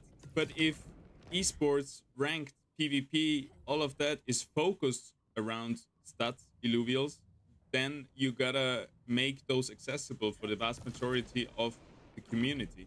Nobody wants to play esports PvP if they know they have a disadvantage to their opponent. That just sucks. That just caters to like 5% of the community who got the money, who wanna flex their wallet at their opponent. But everybody else will just want to be able to have the same chances in ranked. So I really hope we're not only focusing on Leviathan. Because if we're only focusing on Leviathan, we have to focus on making good stats illuvials more accessible to everybody. there's no point in even having stats. Yep. Next question from Philo is, the first part of it is more a statement, but can we stop manipulating the fuel production values and let the market naturally do price discovery like a free market? And when do you expect to revert the 75% fuel nerf? So I guess, what can you share about that here? What was the reasoning, the justification for that? What can you share about that? So the first thing there was we increased the fuel production at the start. we had a situation where we wanted to launch we wanted to launch zero and fuel generation about a month prior to the launch, and that would have put enough fuel in the system to meet the demand, and it would have meant that people aren't just paying at the top fuel price, and they wouldn't have to wait, right? And that didn't happen. And so what we had to do is increase fuel production massively at the start so people could get to that state and there wouldn't be complaints in the overworld side of, I don't want to keep on paying at the top rail price, make more fuel enter the ecosystem. We had to do something about that. And so we increased the fuel that people were able to generate. And I don't think a lot of people realize that. Like, it's easy to be like, no, well, that's just normal. And why? And as soon as you take something away, they're like, hey, this is a travesty. What happened here? You know, and so part of that was the fact that it was increased. And so naturally, once people got to that state, we were always planning on decreasing that. Now, it wasn't 4x, I'll be completely honest with you. It wasn't a 4x increase that we did at the start. And so we did theoretically nerf it a little bit. And the only way to fix where that fuel price is heading in direction is to create more demand in the overworld. Now, to do that, we need to get people playing in Arena and wanting to own the Illuvials more, so they buy them off other players and they spend more money going into the overworld and capturing these creatures. There isn't some magical fix that we have in order to get for people to be able to sell their fuel in zero. Just reading the chat now. Did you just say there's no point about Illuvials having stats? No, he said if we can burn bad Illuvials to increase our stats, there's only good stats Illuvials, and then there's no point in having stats at all, because they're all gonna have good stats anyway. And I agree, as long as we focus our esports efforts not only on Leviathan, or not mainly on Leviathan. Because, again, I live for PvP, basically, in my gaming life, and I know that nobody from Web 2 wants to play a PvP game which is pay to earn, where I have to put thousands of bucks in to get the perfect stats Illuvials to not have a disadvantage. And even if that disadvantage is very small, maybe I have a 0.1% less chance of winning, this sucks. It just feels bad. So I really hope we're going to focus our esports efforts on casual and not on Leviathan. Leviathan should also be incentivized through ranked leaderboards and money incentives, rewards, but it shouldn't be our main esport thing, because that doesn't make sense in any proven concepts in esports. It is always exactly same chances. Of course, there's things like Hearthstone where you need to pay money to get all the cards, but once you have the cards, you have the same chances. There's also things like Pokemon is an example where you have IVs and EVs, basically stats. That's where we get it from. But there it is not a monetary value, really. It's just more a time effort to get those perfect stats. And then even there, they introduced things where, from, for example, I don't know. I'm not too deep in the Pokemon esports scene, but yeah. We do need fair chances for everybody that's competing, and not a 5,000 perfect stat deck to have these fair chances or to get an advantage. I think people rather have the same chance, like we see it in League of Legends, like we see it in shooters and so on, instead of paying more and having a better chance. This is fun for whales, but it's not a thing that is good for esports.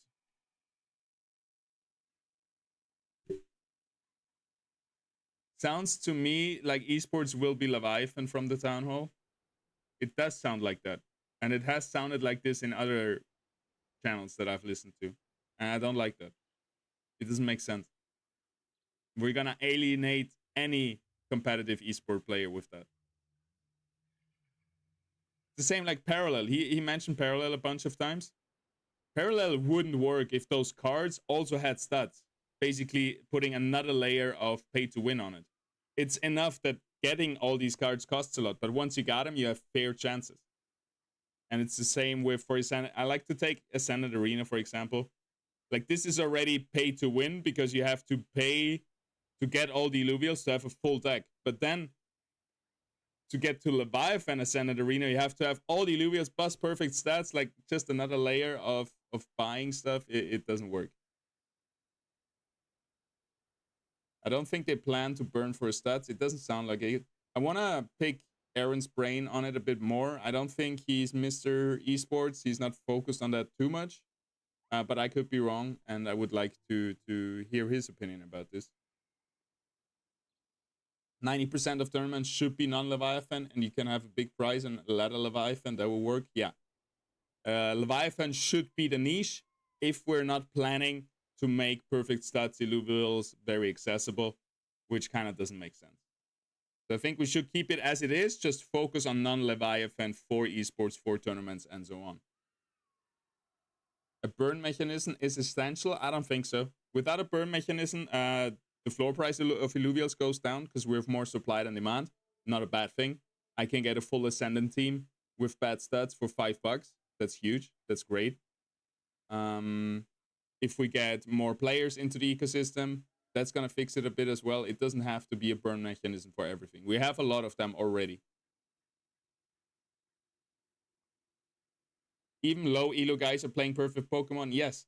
And that's, I think, a little bit of the misconception. It's kind of like, oh, somebody that wants to play competitively in esports, they are able to invest the money. They're really able to dedicate it.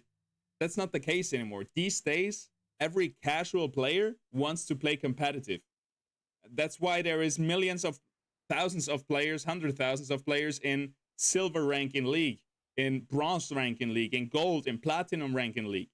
These are all casual players. They're not really good at the game, but they love playing competitively. And if you give nobody the chance to have the same chance in a competitive game, it's not competitive. It's like, I don't know, it's like you make an Olympic Games, but I don't know, if there was, it's kind of like Formula 1, right? The best car, the most expensive car usually wins. It gives you a huge advantage. But this is not a competitive sport for casual people. It's for big institutions and companies. I don't know if that metaphor makes sense, but I think you know what I mean. I'm glad you have that view because it's the same as mine. So if more people see this, we might get it. Yeah, I've also talked to the community council. They feel the same way. So I think it's a loud minority that are trying to push for Leviathan being our esports standard. And many times it comes from a place of, I already got all the perfect stats Illuvials. I want Illuvium to go that direction. Like, a lot of people talk from a perspective of wanting to pump their own backs. And then I don't know how Kieran really stands on it, but if he's also trying to go for esports being Leviathan being our esports competitive standard, somebody has to convince him that it's not the right move. We have to do competition, IIP, post, feedback idea post. Feel free to post there those things that we're talking about and send me the link. And I'm happy to support you on that. On one side, I think it's nice, their stats, but on the other hand, I want fair tournaments too. Yeah, that's exactly the point, right? It's nice to have good stats. They have a use case in Leviathan and being very rare, expensive, and so on. But we shouldn't focus our competitive esport scene onto this. Gotta remember, when Rangers in Gauntlet, the weapon have stats too, so that it's even more pay to win. Yeah, it's crazy. Like, if we do this, if we make our competitive esports standard Leviathan, with the prices that we have on perfect stat things, like a perfect stat tier 5 stage 3 weapon is probably $2,000. That's insane. That's like multiple times more than any other pay to win game that we had before.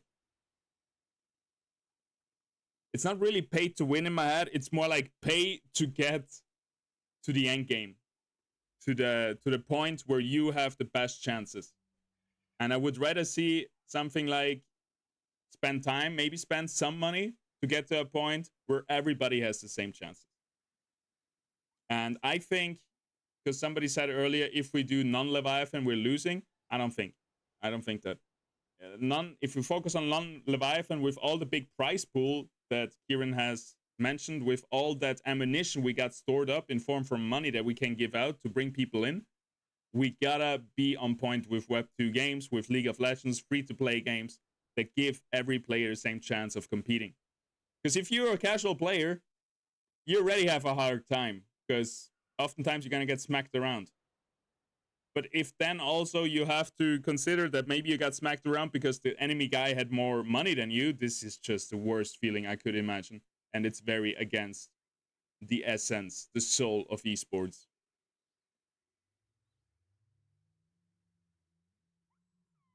I'm honestly so glad your brain and Kieran's brain seemingly are in the right place. Yeah, I don't have that much influence as Kieran, but I'm trying to push. The other day I saw some statistics, like the Illumination community, our community right here, we are one of the biggest, I think the biggest English-speaking community that we have. So sometimes I get like imposter syndrome or something, but we are actually huge in Illuvium and we can make moves, we can get together, and yeah, we do have some influence. And obviously, I think I want to just have the best for the DAO, the best for the project, and the best for the long term. And it feels really cool to talk to the community daily on streams about all these things that are really important for the project. Decreasing the value of low stat Illuvials to lower and lower isn't healthy for the game. No. It's way healthier to decrease the value of high stat Illuvials. But ideally, we would have a nice balance, I think, between them. Where Leviathan is this niche for whales, for enthusiasts, for all the people who got hooked, who go deeper and deeper into the Illuvium rabbit hole in a positive thing. And then non-Leviathan, we still need a good name for that, because it's not really casual, not really, yeah. Non-Leviathan should just be the esports standard. I think we can all agree on that. And there should be big Leviathan tournaments, right? The main point of Leviathan is you pay a lot of money to get better chances, or to have the best chances, and then you can earn a lot of money by winning those big tournaments. But it should be maybe 1 out of 10 tournaments, and the main focus should be on non-Leviathan. Farming and selling stats, so that's pumping my bag, but I'd rather play for rank 1 in non-pay-to-win mode instead. Yeah, and the other thing is that many people, we also had a similar discussion with Illuvium Zero. If you, sometimes somebody has to take a hit. For example, Illuvium Zero had to take a hit at the launch. Maybe now good stat owner, Illuvial owners have to take a hit because it's not going to be the main focus for esports. But this is going to be good for the project as a whole. So in the long run, it's going to increase the value of your good stats Illuvials. Because if we do something that's good for you but bad for the project goes to shit and your good stats Illuvials will be worth nothing anyway. So first and foremost, always we got to think about the best for the DAO and never for the best of single instances of games or individuals that have individual assets. Isn't the business model of all successful mobile Web 2 games reliant on whales spending towards game leaderboards? Yeah, that's why, no. Like most successful Web 2 games, their whole model is based around skins, about things that don't give you any advantage in a competitive scene. But that's why we need good stats, right? We still need a way for whales and Illuvium addicts to pump as much money in as they want to pump into the game. Like there's people in League of Legends who buy skins for $500. Like we need this stuff, and I think it's a great stuff with the stats and Leviathan. I love that. But it shouldn't be the main focus for esports. It doesn't make sense. You can ask any esport enthusiast and he's going to tell you the same, I think. If you make tournaments for non-Leviathan, the value increases because there's now demand. Yeah. First and foremost, we need player acquisition. Once we get players, everything is going up. And I think player acquisition is only happening if we are on the esports standard of Web 2, of other games, where if you have the stuff, talking again about Ascendant Arena, if you have all the cards, you can play competitively. You don't have another layer of stats. Or in Gauntlet, free to play, TFT. People, we want to onboard TFT player, right? That's our main audience that we want to attract to Gauntlet. So we gotta make an environment that is good, that is similar, that honors the same values as TFT. And the most important value of TFT is being able to download the game, start up the game, play, and you have the exact same chance as somebody who has been playing every day for the last 3 years. So I think there is no discussion. There is no counter argument to that, I think. You can have 2 esports scenes, prize pools. Yes, but the main one should be the non-Leviathan. And then there should always be a few big ones for the flags in Leviathan, for the big wallets, where they want to just throw money at the wall and give them a bit of better level. Or in the very high stages, you have to spend a lot of money to have a full perfect team like the others that you compete against, and where you compete for that huge prize money because you spent $10,000 on a perfect team like all the other guys in there, because without the perfect team you cannot compete. And at this point it's just like this super high exclusive tournaments, which should be there but very, very seldomly and not the standard. They spend on cosmetics, right? That's the earning model of Web 2, cosmetics. So we have so many revenue streams already in the game that we don't need to double down on Leviathan. I think this will come naturally.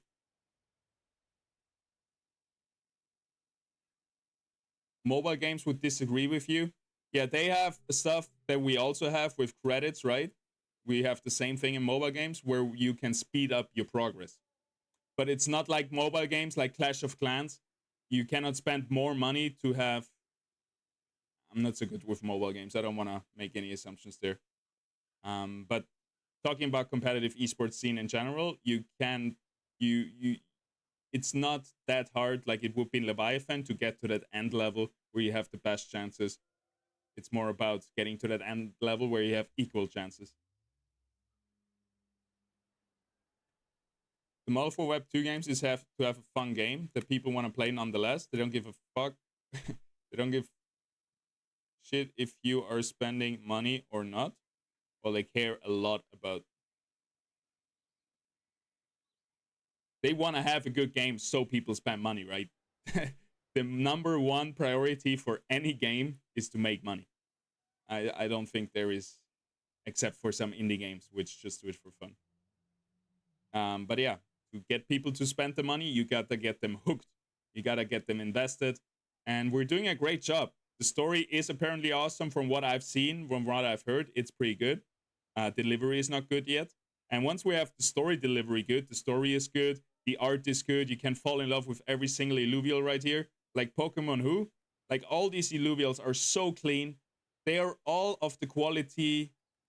Like if you take Pokemon from 20 years ago and you transform it to the future, this is what it looks like. Super clean, super iconic. A lot of characters in all of them, if you see all the animations and stuff. And the IIP you can really get hooked on. We just need to work on delivery. And once we have that, we have player onboarding, right? I just don't want to alienate people with making the ceiling of being able to play a fair competitive match super, super high. It is already high, again, in Ascendant, with just owning all the Illuvials. And it's fine, I think, to focus on free-to-play Gauntlet. That was the plan from the beginning. I don't know why we swapped all our efforts, it seems like, at least from what I've heard, to Leviathan Gauntlet. Not a single TFT player will like that. Like they're like, oh, here's another spin at the TFT game. Come in, you have huge prize pools, you want to compete. And then they come in, they're like, what? I need to buy all monsters, and they all have to have perfect stats, so I don't have a disadvantage to somebody who has more money? The fuck, dude? I'm instantly deleting it.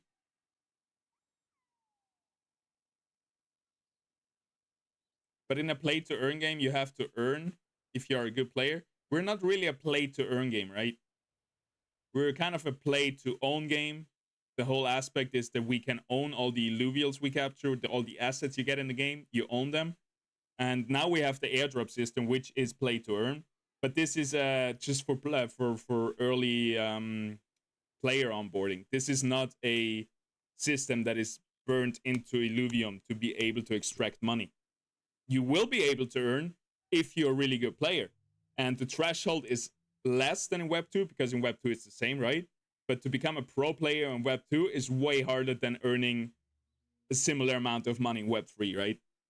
You still have to be a good player in Illuvium, but if you are a decent player, if you put in the time, you should be able to get some money out of it through competitiveness. And it shouldn't require you to buy a $2,000 deck. Like we talked about that very, very much in the beginning, years ago, when we talked about how much should a team cost? How much should this team cost, right? For Ascend and Arena. And a lot of people agreed it shouldn't be hundreds of dollars. It should be maybe $50, $20. And we have the same thing with Gauntlet Leviathan. Since we cannot keep the price of high stats Illuvials so low that it is achievable for a vast majority of the community, we shouldn't focus our esports and competitive efforts on it. And that's it. At this point, I feel like we might be going in circles with the conversation, so we're gonna keep going with the town hall. I feel like this is the issue that splits the community. Yeah, but I think one side knows what they're talking about. They have experience. They have played PvP. They are passionate about competitiveness, about esports and all of that. And the other side is some crypto bros or people that are invested. They want to see their Illuvials be worth more, and everybody else has to pay the amount they paid for their perfect stats Illuvials and so on. I think it is split, but I think it sounds very dumb. One side is right, one side is wrong. One side comes from a genuine place of trying to make a good, enjoyable, competitive game, and one side comes from the side of a crypto bro. So yeah. And it's similar, like in League of Legends, you start up the game, you install it. Let's take TFT aside for now. You have to play till level 30. You have to unlock all your characters. You might pay to unlock a lot of them because it takes so long.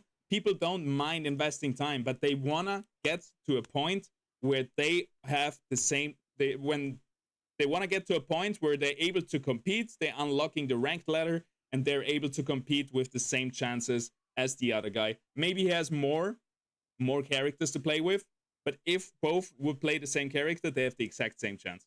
And I think this is not discussable. This is the worst thing I could imagine.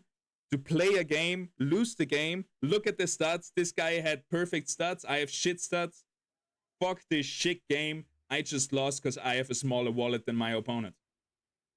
Again, it's a nice thing, a nice niche for whales, for enthusiasts, for whatever. If you capture that perfect stat Illuvial, instead of selling it, you want to keep it and want to try it out. There's a lot of use cases for this. But for the overall competitive esports scene, it's an absolute failure, I think, to focus on that. So yeah, I'm happy to if I, for example, I'm not really sure yet what Kieran thinks about it and what's the plan. I want to also ask Aaron. I don't know if he has the answer to it. I don't think we know yet, but it seems like from what we're hearing that they want to double down on Leviathan being the esports standard. And as we've talked now over the last 10-20 minutes, it makes zero sense to me. And just get money from it, right? If there's not demand there or enough demand there, then the prices are going to go down. But I will say we're introducing a lot of things. Just 2 days ago, we introduced the ability for you to use your own fuel in the overworld. So you might say, you know what? I'm not going to sell my fuel because I'm not getting the price that I ideally like. And so I'm going to go and use it to try and capture my own Ramfire or whatever it might be. And then you can sell that Ramfire on the marketplace and you can make some money that way, right? So we're introducing multiple new ways for you to utilize your fuel, and that will happen over the next 6 to 12 months. But on top of that, the main thing is we need people to we need more people to be buying fuel on the other side. The pricing of land that we sold was an incredibly high amount, and remember, we didn't do that at a fixed price. We did that Dutch auction. So if you bought at a price that you accepted and you thought you were going to, if that's what you cared about, that you were going to make your money back, and through selling fuel. Now, we've gone into a bear market subsequently, and with that, there's less demand than what I believe landholders anticipated, which I think makes sense. It's in my head as well. And but if things turn around very, very quickly, there can be a situation where the demand in overworld outweighs the amount of fuel that's generated. And I guarantee you, the fuel, the landholders that will be the first people saying, increase our fuel production. All of the fuel is being sold at the top rail. The overworld people are unhappy. Give us more fuel, right? And we will do that. So like it goes down one way, it can go up the other way, and that's built into the system. Ideally, that's automated, so it doesn't feel as sort of clunky as what it did. One thing I want to also mention about Illuvium Zero, we had that with launch where the loud minority in the Illuvium Discord that comes from Illuvium Zero, like a few loud individuals. Hey, yes, the same picture as me. That's my identity. We're screaming that it's us against them, us against Illuvium. They are not treating us right. No, it is always us all together for the project, because if the project doesn't work out, your stuff is going to go to zero anyway. Sometimes you're going to get burned, but it's always for the better of the project, which is going to help you in the end, which is, yeah, doesn't work otherwise. But, you know, I want to stress that it goes both ways. Awesome. And the fact that you brought up the top rails and the railing for fuel in general, SILV2 currently purchasing at the fixed top rail price. What can you share about that? Is there a fix incoming? Yes, we do want to fix that. We are looking at the solution. It's a little bit more complicated than just simply saying, hey, let's just allow people to spend in SILV2 and they get the pricing, but the lower pricing. But yes, it is on the roadmap to fix that. Awesome. Next question. It's a little bit outside of the game specifically, more about the DAO and Illuvium Labs as a whole now. The next 3 or 4 questions, and then we go back into the game. Symbios is asking, what are the numbers for daily active players since mainnet launch, and are you happy with the revenue? I know you touched on it in Skyrox's interview with Sam. Don't know if you want to double down on that here, but what can you share about that? Sure. Yeah, so we had about 30,000 in the first month, which only included 5 days, right? Or what, 6 days maybe. And then our active players last month was 58,600 or something like that. I gave the exact number in that AMA that I did with Scorex. Yeah, it takes, I know that dashboard takes time to load.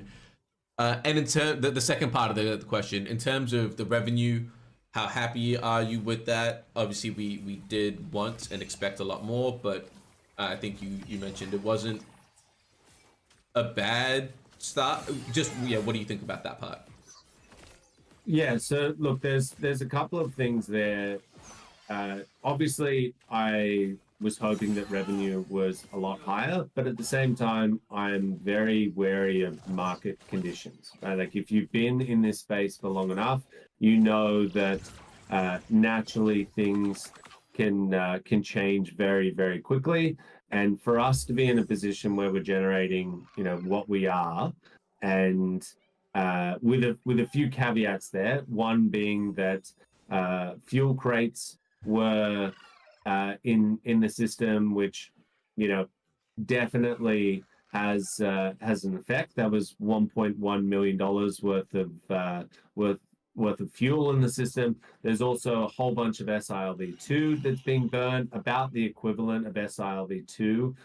Maybe a little bit less. I think it's about 40% is being burnt. So if you take all of those things into consideration, the revenue that we've got in our first month, with market being where it's at right now, I'm actually okay with it, right? Like, okay with it. Am I sitting here jumping around in happiness? No. But as a baseline, and with how many improvements that we're bringing to all of the different games and new features and new games in the future, I'm pretty confident that that things are going to turn around and it will be at those levels that people are expecting, but it just might take some time. Yeah. All of that makes sense. And moving on to the next question, the classic question, and it actually goes into some of the other stuff that you've talked about the next 6 to 12 to 18 months with our runway. So what are the plans regarding runway extensions and growing revenues further? So I think it's what are the plans to extend the runway? What levers do we have to pull?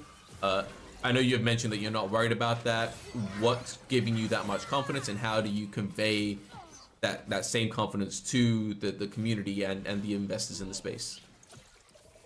So I wouldn't say that I'm not worried about it. Like, my entire job is to ensure that we have enough runway to keep on building out the ecosystem. It's been like that since day one, and it's always going to be like that, right? Like, that is the number one thing that I need to make sure of.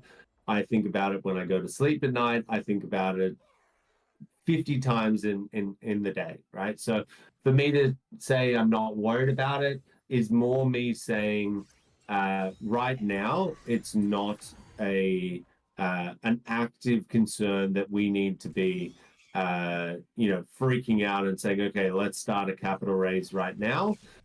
However, what I will say is we need to reduce costs, right? So one thing that we wanted to test out, and we needed to, like, we were launching after 4 years, we've still got $17 million in the bank. Like, it would be insane if we didn't spend money on marketing to launch the games, test out Web 2, test out Web 3. We've got a whole bunch of data now where we can know what's working, what's looking, but we needed to spend some money in order to launch properly. And we're going to scale that right back. We're going to do what we've done in the previous 3 years, which was really growth hacky type marketing, where we spend as little amount of money as possible with the biggest results that are possible, right? And that has worked for. He said the same thing in the Scoriox AMA. It sounds so nice when he says it, but, well, isn't that the best way always? Like, why wouldn't you do it? Why would we have stopped doing this? Getting the most results with the least amount of money spent. Like, this is like the underlying expectation for anything you do in marketing, right? It feels like maybe I don't know how it could be worth more to spend more with less results. But it's good to hear that they're gonna refocus on what made Illuvium big in the first place. For so long, and we're really good at doing little things here and there that don't cost us money but have a really large impact. It's not a fluke or a mistake or whatever that we have one of the largest communities in all of Web3. We've done that off the back of spending very little money on marketing, and that's what we need to get back to. And that's going to help to bring costs down. So anyone that's looking and saying, well, in the last 12 days, they spent 50 times more than what they did the 12 days before, so I'm going to do my forecast on those 12 days, and actually they've got 7 days of runway left. That's not the case, right? Like, we still have a ton of runway there. And Horacio, I think I addressed it earlier. once again, the 58k, it's not a lie. He wouldn't just bluntly lie. I've seen the numbers. I've seen the official statistics from the back-end systems that have in place to track that stuff. And it has a huge crash because we removed all the bots. This is like a lot of them are bots, right? But that was players in mid of August, I believe.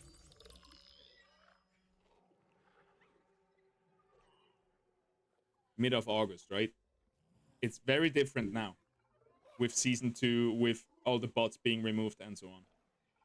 We have the ability to reduce costs immediately that we spent. Well, bots are active players, right? It's not the ones you want, but they are actively playing the game.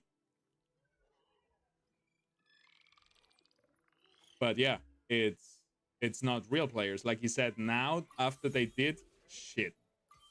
Fucked up the augment round. My bad.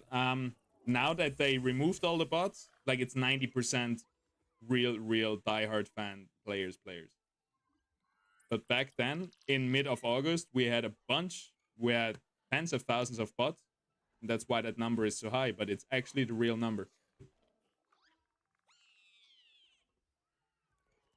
Immute scan shows 31 unique users. If the bots were there, the unique users should be above 58k. If they delete their accounts from like cheaters, exploiters, hackers, bots, maybe it doesn't show up anymore. Maybe the 31k is the users we have left after everybody gets removed. My guess here. On launching with marketing, and we're going to do that. There are other things that we're looking at to reduce costs as well. But the biggest thing that we need to be focused on is increasing revenue. It's really hard to reduce costs, and it's much better to increase your revenue, right? And as soon as we start talking about reducing costs, we start thinking about, okay, this is going to take a little bit longer to develop, and then is that going to affect revenue, right? And so it's always a better situation to be generating more revenue than reducing more costs, but they go hand in hand. And so we're going to do that over the next 6 months. And if the market turns while we're doing that, not everybody plays Overworld. That's fair. You don't have to. Well, actually, don't you get the starter Doka Groko? You cannot skip that, right? If you ever played Illuvium more than than 10 seconds of tutorial, you would have an NFT with it, right? Oh, Illuvium 0, right? Thank you. Thank you. That's the answer to the question. 20k of those are Illuvium 0 without holding any Illuvials.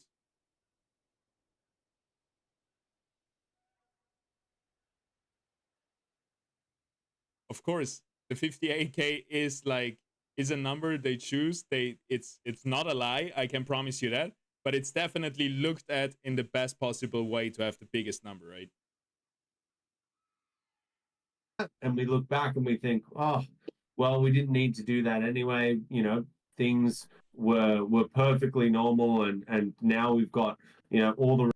Does it force you into the old world? I think it did, definitely. I don't know if we changed it yet. There was an IAP even for it where we wanted it to change, so people that are only downloading the game to play TFT, a new TFT game, only want to play Gauntlet, they don't have to do the overworld tutorial. So it was definitely the case, and there was even an IAP to not force people into the overworld tutorial if they're not there for that. So basically, once you click on overworld, that's when you have to play the tutorial, not when you first start up the game. Runway in the world, then so be it. But we need to be frugal and fiscally responsible with our runway, like we have. There's a reason that we've never run out of money. There's a reason that we've never gotten into a situation which was quite dire. It's because we think about how we're going to work. We've reduced costs in the past. We've increased revenue in the past. We've done all of these. We've pulled all of these different levers, and this is no differently. And if it comes to it, if in 6 months' time we realize we do need to increase our runway through a capital raise, we can do that as well. There's many, many things here. The thing to understand is we potentially could have run out of money multiple times, but we haven't. Now you can look at that again and say, well, that's a fluke. They're going to run out of money. I'm a pessimist. I don't think they it was just complete luck that happened. Or you can look at it and say, you know what, they maybe actually know what they're doing here, and there's a reason that they were able to raise money and other projects in this space weren't. But I'll leave that. That's a huge point, actually. To all the haters, if Illuvium is so bad, how come that we have been going strong for 4 years now, even with all the haters? And a lot of the haters, I've mentioned it to someone in DMs, because some people are like, they're getting a lot of FUD from all the Twitter people hating on Illuvium, or people hating on Illuvium. And I tell you, many, if not most, or if not all of the haters come from the time where there was the big bull run. Illuvium coin went up to 2,000. Maybe they bought it at 1,500, at 1,000. Now it's down to $40, and now they are lifelong haters, lifelong. It's like their life mission now to hate on Illuvium and to do everything to make the game fail. To, I don't know, not be the only ones who lost because they invested just in a shitty bull run. Like, token price of Illuvium being 2K has nothing to do with the game. It's only market. But yeah, a lot of people got burned, and since then I think there's a lot of dedicated Illuvium haters sworn in for life. But yeah, it has its ups and downsides. I don't know really if, I think it has more downsides than we went up that high, but yeah. So Batamore, I think he started his villain arc once he didn't get re-elected into council. I think that's when that happened. That's when he went to the dark side, because I remember that epoch too, his last epoch on council. He did a lot for the community. He was like organizing trivia nights and stuff like this. And I think he's just felt really backstabbed by everything, by everybody, because he didn't get re-elected. Wrong. Yeah, it's really sad to see. I had a great relationship with Batamore before all of this happened. And now he hates me and I ignore him because he's like threatening me in DMs and stuff like this to do stuff like, if I don't stop doing this, he's gonna bonk me or some bullshit. Like, I just blocked him and never looked back. But it's sad, yeah. I think I don't know what happened, but he used to be a great dude. But I don't want to talk about that. Sorry. So S-Chat. Yeah, I think I don't want to talk about S-Chat either. I also don't think it's because of the money. It's because he doesn't get the attention he needs. I don't know.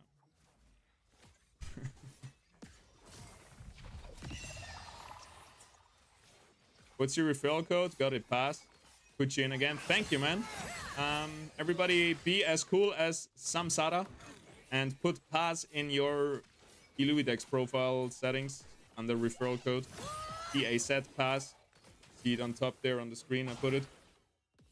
Because last month we had like 170 people using my code. This month it seems like we only have 20 people using it. So everybody who puts the code in helps me out a lot. Thank you very much. Welcome to the gang. We're good. All right, let's keep watching. Let's get through this. Really good AMA, by the way. The community to decide whether they think we're capable of, keeping on going, because I know what the reality is. Yeah, I think that's a great way to wrap that question up. The next question is from Linky. What portion of the 1 million ILV token for in-game rewards has been used? I know you're talking about tournaments and rewards and things like that. What portion do we actually have remaining, and what portion have we used? I think we've used about 60,000 so far, and what? so 60,000 out of a we've got million? 940,000 to go. What the? Okay, fuck, so we're in a dude? good spot. Not much to worry about there. Awesome, cool. Let's move That on is to huge. the. Sorry, you were talking about the remaining rewards that we have, right? Yes, that's correct. Got it. Yeah, Sorry, someone mentioned Dave's hot chicken, and I'm a big fan of Dave's. Yep, I don't know anything about that, but I'm sure it's great. Okay, next category, and we're almost. There's still quite a few. Damn, I'll try and smash through these. Community questions about community engagement. What is planned to increase the communication between community, DAO, and the team? I know you've said we've expanded the marketing team. How is that going to play a part in this? What are the direct plans and actions that we're taking? What can you share about that? So look, there's the last 3 weeks. I would say communication wise, if you go back, I know it's very in Web3. It's easy to forget things quickly, and the last 2 weeks just becomes the norm. But if you go back, you know, in the prior 6-month period, I think we're pretty good at communicating now. We're fairly transparent. I mentioned this to the council yesterday. If we're not mentioning something, it's usually for a reason, right? Like either it's not concrete details. We don't want to give. We Can't wait to ask Aaron why the change of shard capture rate and the stage 3, like the rarity of Illuviums, why that wasn't announced. I am assuming there's a good reason behind it. I just cannot find it. Like I've broken my head over this. we don't want to say something that doesn't come to fruition, and we don't want to misguide people into thinking something is going to happen when it's not. And so, and it might be the case that we're a week away from confirming all of the details, and it's at that point that we come out and communicate it. And I think we've gotten pretty good at that. And so that will go back to normal. There were a couple of situations while I was overseas, and I'm a big part of that communication pipeline, and that needs to change. I can't be a small bottleneck there. And some of that responsibility will go into the hands of the new marketing people that have come. Hi, bro. Who is Kieran? I'm not sure if you're trolling or memeing, but he is founder of the game of Illuvium. And he is head of marketing. And has a lot of hats to wear inside the company. He's basically responsible for most of the hiring process, I think. I don't know, especially in the first few years. I think he has helped now with that, but yeah. He and Aaron, I think, the most important people in Illuvium. But obviously, every single team member has a huge role in Illuvium. I don't want to discredit them, but yeah. As much as we joke about Chimberino being the face of Illuvium, Kieran is actually the face of Illuvium, I would say. Come on board, but I would say it's a bit of an anomaly what happened there, and the two announcements that we missed won't happen again in the future, and we'll get back to our normal regular schedule of announcing things. But as I said, there are some things where if we haven't announced it, it's just purely because we're waiting to iron out the last details. Yeah, and Kieran, I will ask, we've hit that 1 hour and a half mark. Are you happy to extend it another 30 minutes? Do you have a hard stop? I did have another meeting, but you put another 30 minutes on this meeting, which I think was the additional time. Right. But I will. I can go through some. Yeah, cool. I can go through some of the more important questions. I mean, all of these are pretty important, but I'll try and prioritize them out real quick. Okay. Real quick, Winnie is asking about VPN issues. So we've seen many regions or just many players in general using a VPN having issues to log on. We know VPNs are a pretty common practice in Web3. Thoughts on that?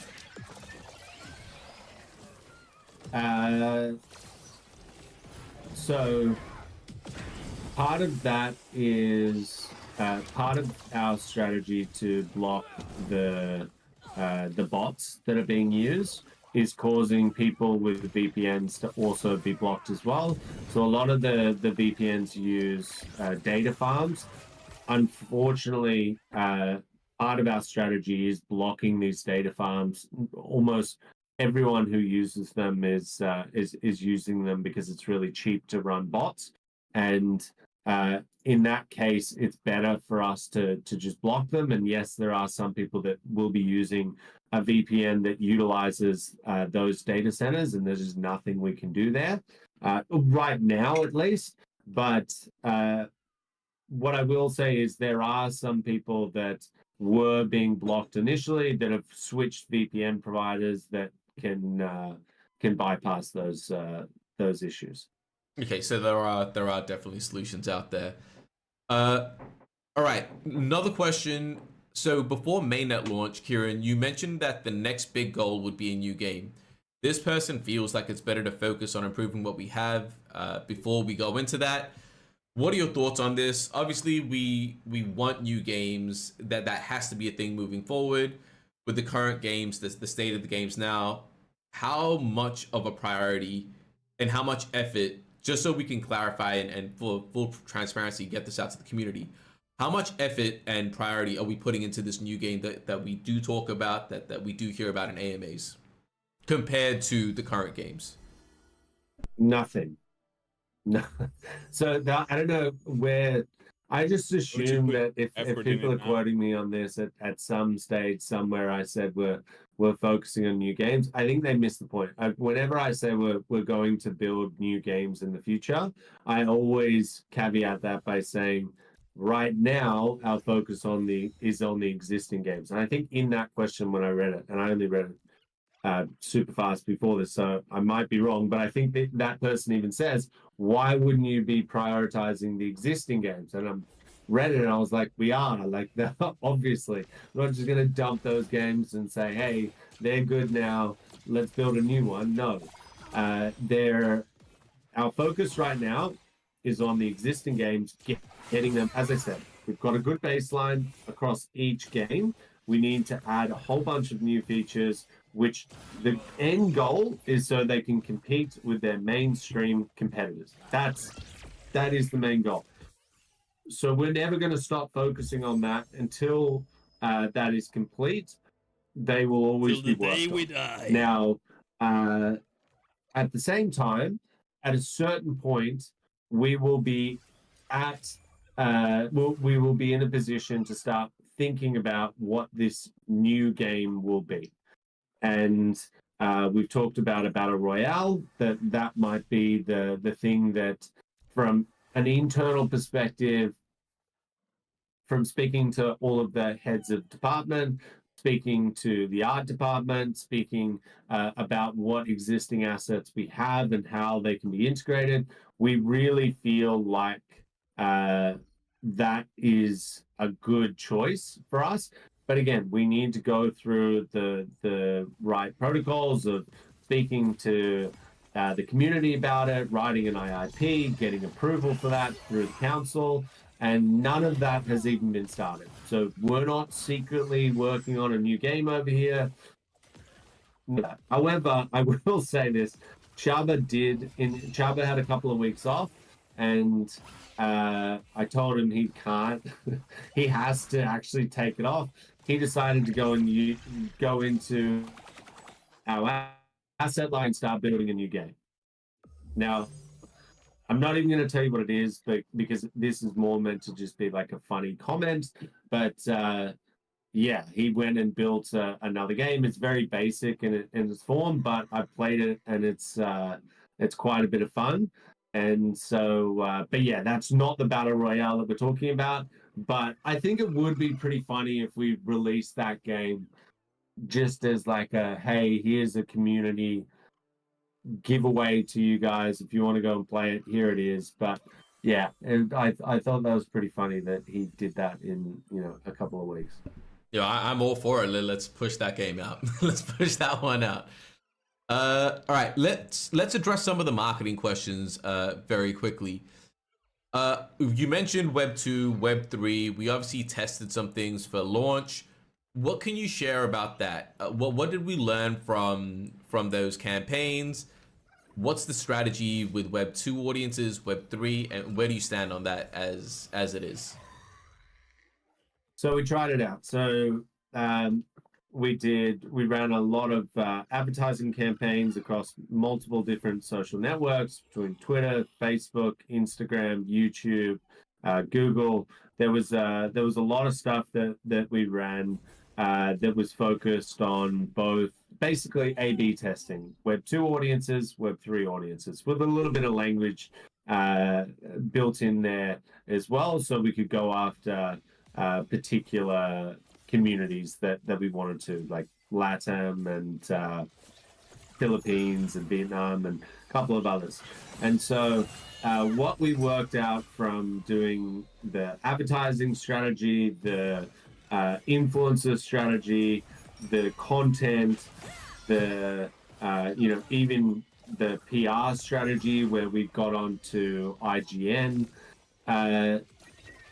Web 2 is not saying it's impossible to convert a Web 2 user over. I really think, as I said, the esports, the competitive environment, having those big prize pools is enough to bring people over. But the sentiment for crypto, just crypto, is completely fucked right now.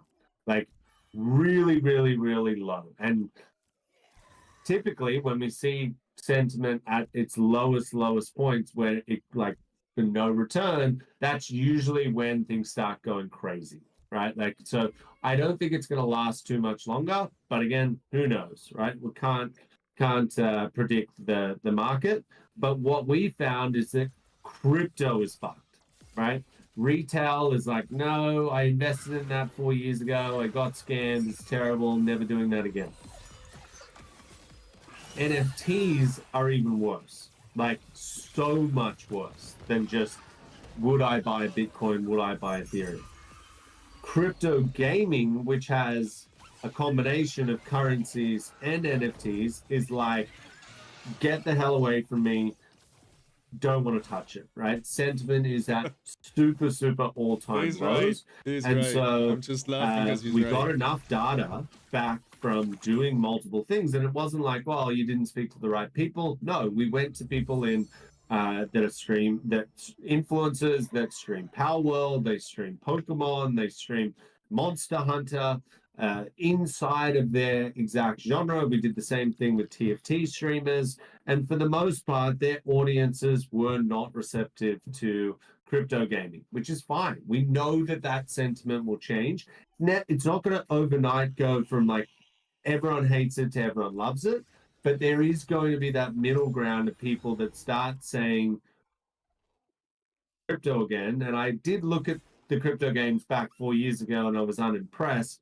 I'm going to check it out now. So there's going to be that middle curious adopters that come across. And that's not going to be a few people. That's going to be tens of millions of people that start looking at crypto games again. It's just we're not there yet. So I don't want it to be like doom and gloom. It's just going to be us in this bubble forever. I don't think that. But we spent a bunch of money, not a crazy amount, but enough to test it out. And the data is telling us not yet. So that's fine, right? We're not going to focus on that. And we've switched our focus to the crypto native people that are already in the system, that understand that there's wallets, that understand that there's going to be currency that you can earn, all of this type of stuff. And they're not opposed to NFTs. And we've started focusing on converting them. There's communities like Storming's community, which has generated 2% of our player base in a space of 6 weeks with a huge amount of revenue that they've generated. They're the types of communities that we want to infiltrate and we want to start marketing to. That's your job. Hey, what about number 2? What about the Illumination community? Taryn, so... But Storming is kind of gapping us in numbers. I gotta say, he is up there. If there's anyone to blame, they can blame you. I'll put my hand but up. But yeah, they're the types of audiences that we want to start going after, and we are going to focus our marketing efforts on. So I fully expect people to say, when marketing, why aren't you marketing? What's the big plans? I think I love that we're holding back on marketing and waiting for the games to be polished. Like, they tried it out a little bit, it didn't stick yet. Now let's give ourselves 6 months time, get the games in the state where everybody wants it to be, where we're close to going from open beta to the full release, and then really push for it once we're really 100% ready. Something has the Brazilians public, not a fair contest. Yeah, English community in like the target, the audience in Illuvium. I thought English would be the biggest. It's not. There's maybe like 10 viewers in English Twitch usually. One of the questions was, are you getting the investors to help us with marketing? And the answer is no, right? We don't want to waste money. When you go out and you get onto IGN, I think we're the first crypto game in history to get onto IGN with a trailer that is fucking amazing, and you go and read the comments there. Would you want to keep on spending tens of thousands of dollars to try and target those people? I think the answer is no. So when we say we're not going to do marketing, we're not going to spend our money on marketing, but what we will do is utilize the rewards a lot better, the stuff that is our special power, if you will, that is a massive incentive for people inside of Web3.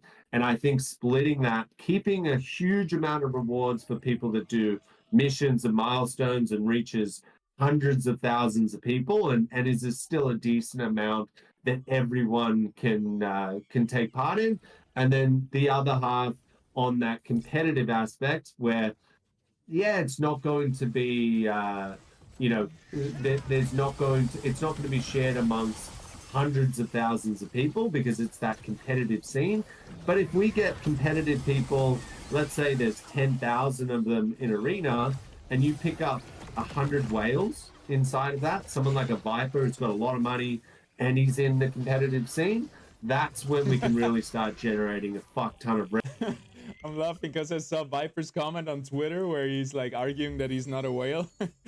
And I didn't really know where he came from, but it came from here. Kieran calling him out. Revenue off the rewards that we're giving out. Whereas right now, I think there's revenue, but it can be optimized.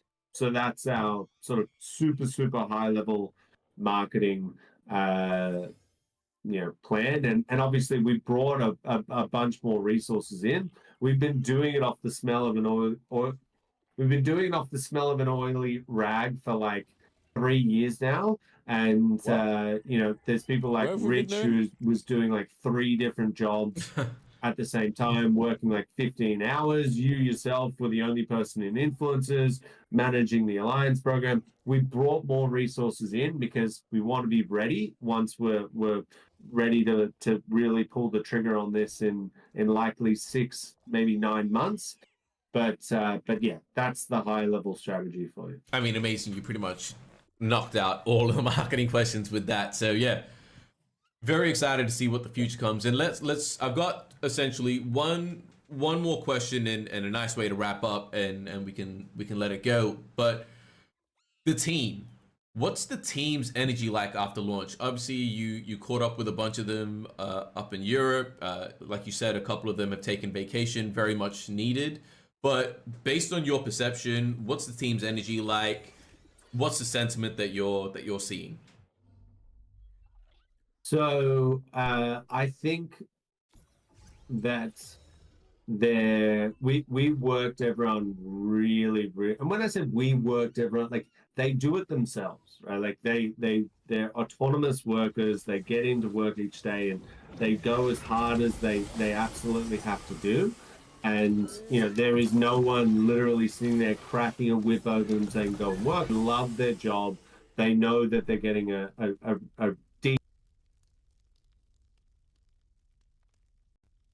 decent amount of money for what they do, and they're happy to work here. But I definitely do notice and hear and see that they're a little bit tired, right? Like there's been 4 years. of going absolutely hard. There's so many of our staff have been here for like 3 years now. And at least half have been here for 2 years, and 2 years of doing this is pretty intense, right? And so I'm definitely seeing a little bit of fatigue there. And obviously, you give someone a week off, 2 weeks off, it doesn't completely erase it. But I think part of that fatigue is the fact that the market is where it is. When we first started building this project, our token price was around $40, right? When we did the balance this out. To launch the game and the market be where it's at, now token be at $40, psychologically that is going to play a part. And as much as we don't talk about token price and we try and keep as grounded as possible and just work on what's in front of us, you're kidding yourself if you think that people don't. Like, a lot of people got tokens when they first started. A lot of those first hires received tokens, and they had an expectation that things would go up. They were locked originally, if you remember, and when the token went crazy, and then when it went back down, they were still locked, and it was like, well, we don't want to take any off the table now because it's super low. Well, that's been 4 years. So the bear market, as much as it's affecting investors, it's probably affecting the people that work at Illuvium as well, psychologically. And I'm trying to taper this. Like, it's a tiny bit that I'm seeing, but we're all good, right? Like, we know the opportunity that's in front of us. We're very, very hardened as a team, and we can withstand so much pressure that the next 6 to 9 months, with us still generating revenues, which the team shares in, they're still getting paid a good amount of money to work. We're all good. But to sit here and say, no, everyone's like jumping up and down across the walls, I wouldn't be telling the truth. There is still a little bit of fatigue there, but I think as the market picks back up, I expect that to definitely get more positive over time. Yeah, 100%. And it's funny you actually say that. It's funny we're doing this now. September is actually, so the start of this month was my 2 years, so it has been 2 years, which has been the wildest ride that I've been on for sure. Yeah.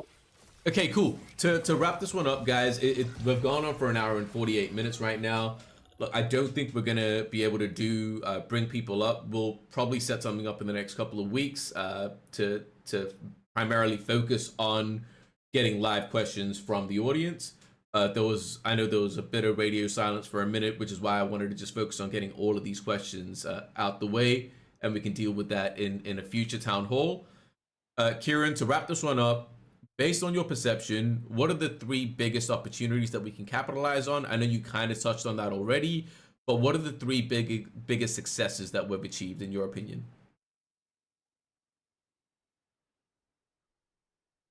Well, I think getting the game to this point, building so many different applications that plug into the 4 games that we built, that in itself is a pretty big achievement. The fact that we've been able to also sustain building that and continue to generate revenue, to have investors see the confidence in us and back that up by constantly giving us funding over the last 3 or 4 years, where not many people not many other studios have been as lucky as us to get that. And just getting to this state now where finally we can start building a competitive scene. We can start shipping new features, which will get us from this baseline games that we have to something that can actually compete with mainstream, I think is a huge achievement. And what people need to understand is it'll be a lot faster now. Like, if you've been here for the last 3 or 4 years, it would seem like this just is forever. It's never going to end. Like, when are they going to release? Now you'll be playing the game and you might say, I wish this was better. There's more story, there's more content. And you're going to be given that while you're playing. So you're distracted, and then all of a sudden, new update, new update, new update. So that kind of stuff, we've laid the platform to be able to do that now, and we will. We 100% will. You'll see next week when we ship all of these arena updates and we start building this competitive scene, you're going to start to realize that, okay, shit, there's not many games that are in a position like we are. And yes, we've split our focus across 3 different games, but I still think that we're a lot further ahead than most games in their own right. And getting to this point is the hard part. Shipping new quality of life and exciting new features and content is much, much easier. So I'm really, really excited. And for everyone that has come on this journey with us for such a long time, you are going to start being rewarded not every 4 years, but every 4 weeks. There's going to be something new that comes to one of the games that you were like, wow, I didn't think that was going to be here so quickly. And so, yeah, this is really where the fun starts. And I think this is where you'll start seeing us pull ahead. And there's a lot of people that want to pull us down, and we do not give a fuck about that, right? We welcome that kind of stuff. It fuels us. Everyone that comes out and says they don't know what they're doing, they don't know. Yeah, talk shit about us, talk good about us, doesn't matter, just talk about us. How to build a good game, the games are dog shit, all of those things. It is just fuel that is going into the tank, and it makes us work harder. And that is a unique thing about us. Instead of us saying, oh, no one likes the games and we need to work harder and this sucks and blah blah blah, we don't do that. And we built a team that doesn't do that. So rest assured, anyone who is sitting there trying to drag us down, you. So basically, you're telling me I should make more drama content, hating on Illuvium, to fuel the tank? Doing the opposite. And I know I've touched on this all throughout the last 3 or 4 years, but now more than ever, we want to prove people wrong. Yeah, it doesn't bother us in the slightest. I don't want to sit here and be like, we're oblivious to any criticisms. Not the case, right? We take everything to heart, and that is what that's why we turn that into fuel, because we sit there and we go, you know what? There's a little bit of truth to that, and I don't like that. Let's make it better, and we will. Trust me, we will. Perfect. Agreed, 100%. Yeah, I think the culture of the team is. What a good wrap up there. God damn. I love the freeze frame. Yo. Hey, once in a while you need to listen to Kieran to remember what it's all about and why we came here in the first place and why we stuck around for all those years. Is fantastic. But awesome. I mean, thank you for taking the time, Kieran, to be here for the community, whether you're watching on YouTube or on Discord. I know Dick had a couple of final words to say, and then Kieran, I'll throw it to you for any final words. But Dick? Yeah. Thank you, Taryn, for hosting this, and Kieran, it's good to see you again. And yeah, we have some some people were saying they had some more questions. We set up this Illuvium fireside chat. We'll play some Gauntlet on Friday or Saturday, depending on your time zone. But yeah, we'll have Stuart there, who's our new CTO. We'll have Daniel, who's head of security, basically, and I invited Kieran. I think it's pretty early for you, though. But yeah, so if you have some questions, we'll try and do these fireside chats to, just have some more communication with you guys from some people that are specialists in their department, and we'll play some games, too. So yeah, that'll be this Friday. It's in the events calendar, so you guys can check it out. And I think that Hype is hosting another Gauntlet tournament this weekend themselves in the Discord, so a lot of fun activities coming up. So yeah, awesome. Just wanted to mention that, and thank you guys again. Awesome. Thanks, Dick. Awesome. Kieran, appreciate you. Everyone else, appreciate you guys. We'll chat soon. And yeah, enjoy. Yeah, tomorrow there is this fireside chat. Team members gonna be hanging out in the voice channel. We're all gonna He's like, this is literally my job. Welcome to the game. Chill, relax. Yeah, so tomorrow in the Illuvium Discord, you can see it in the Discord on the events, right? That's where you always find the best info, I think. Wait, let me make sure I'm not leaking anything here. And we can check out the date. It also shows in your own personal time zone, so that's pretty good. But if you scroll all the way to the top, you see here events. And then we have... Was it cancelled? Lucas Cave. No, there it is. Tomorrow at 10, that's my time. Illuvium Fireside Chat. And yeah, gonna just be playing Gauntlet with some of the core team members. Gonna be cool. Well, that was a nice AMA. Played some Illuvium on the side. Had a nice few captures. We had some good success in the Ascendant Arena. But then we got smoked on the last match. And I think it was only to the reason that I gave him that augment, which makes you 8 seconds invulnerable. So his Quinks was just an unkillable tank in the backline. Alright, Stinky Feet, I'm gonna look at it soon. When are we doing the next Phantom Bounty Hunt? I thought about this Saturday, but maybe we take a break this week and gonna do it next week. The problem is, I don't think Illuvium is sponsoring them for now. I think they got kind of halted, all those community events. I think the one that Hype is doing, they have pretty much a super small prize pool that they put up themselves. I think we can do something similar. We give a few discs away and just do like a little event. I'm still thinking if we should do it in the Illuvium Discord, if we should do it in the Phantom Discord. But yeah, Phantom events basically are coming back. But maybe not this week yet, maybe next week. You can always send me your opinions about it. Always happy to hear you guys' input, or just let me know in the daily streams. Yeah, that was really cool. Really cool AMA. I'm excited for my AMA with Aaron. I'm gonna rework some of the questions for him if they have been answered really well by Kieran already. Yeah, stay tuned for that. I think it's gonna be happening next week. We're just in the process right now of finalizing a date to do it. I'm gonna be notifying you all on Twitter or on streams, YouTube, and so on. Feel free to like, subscribe, do the whole social media dance.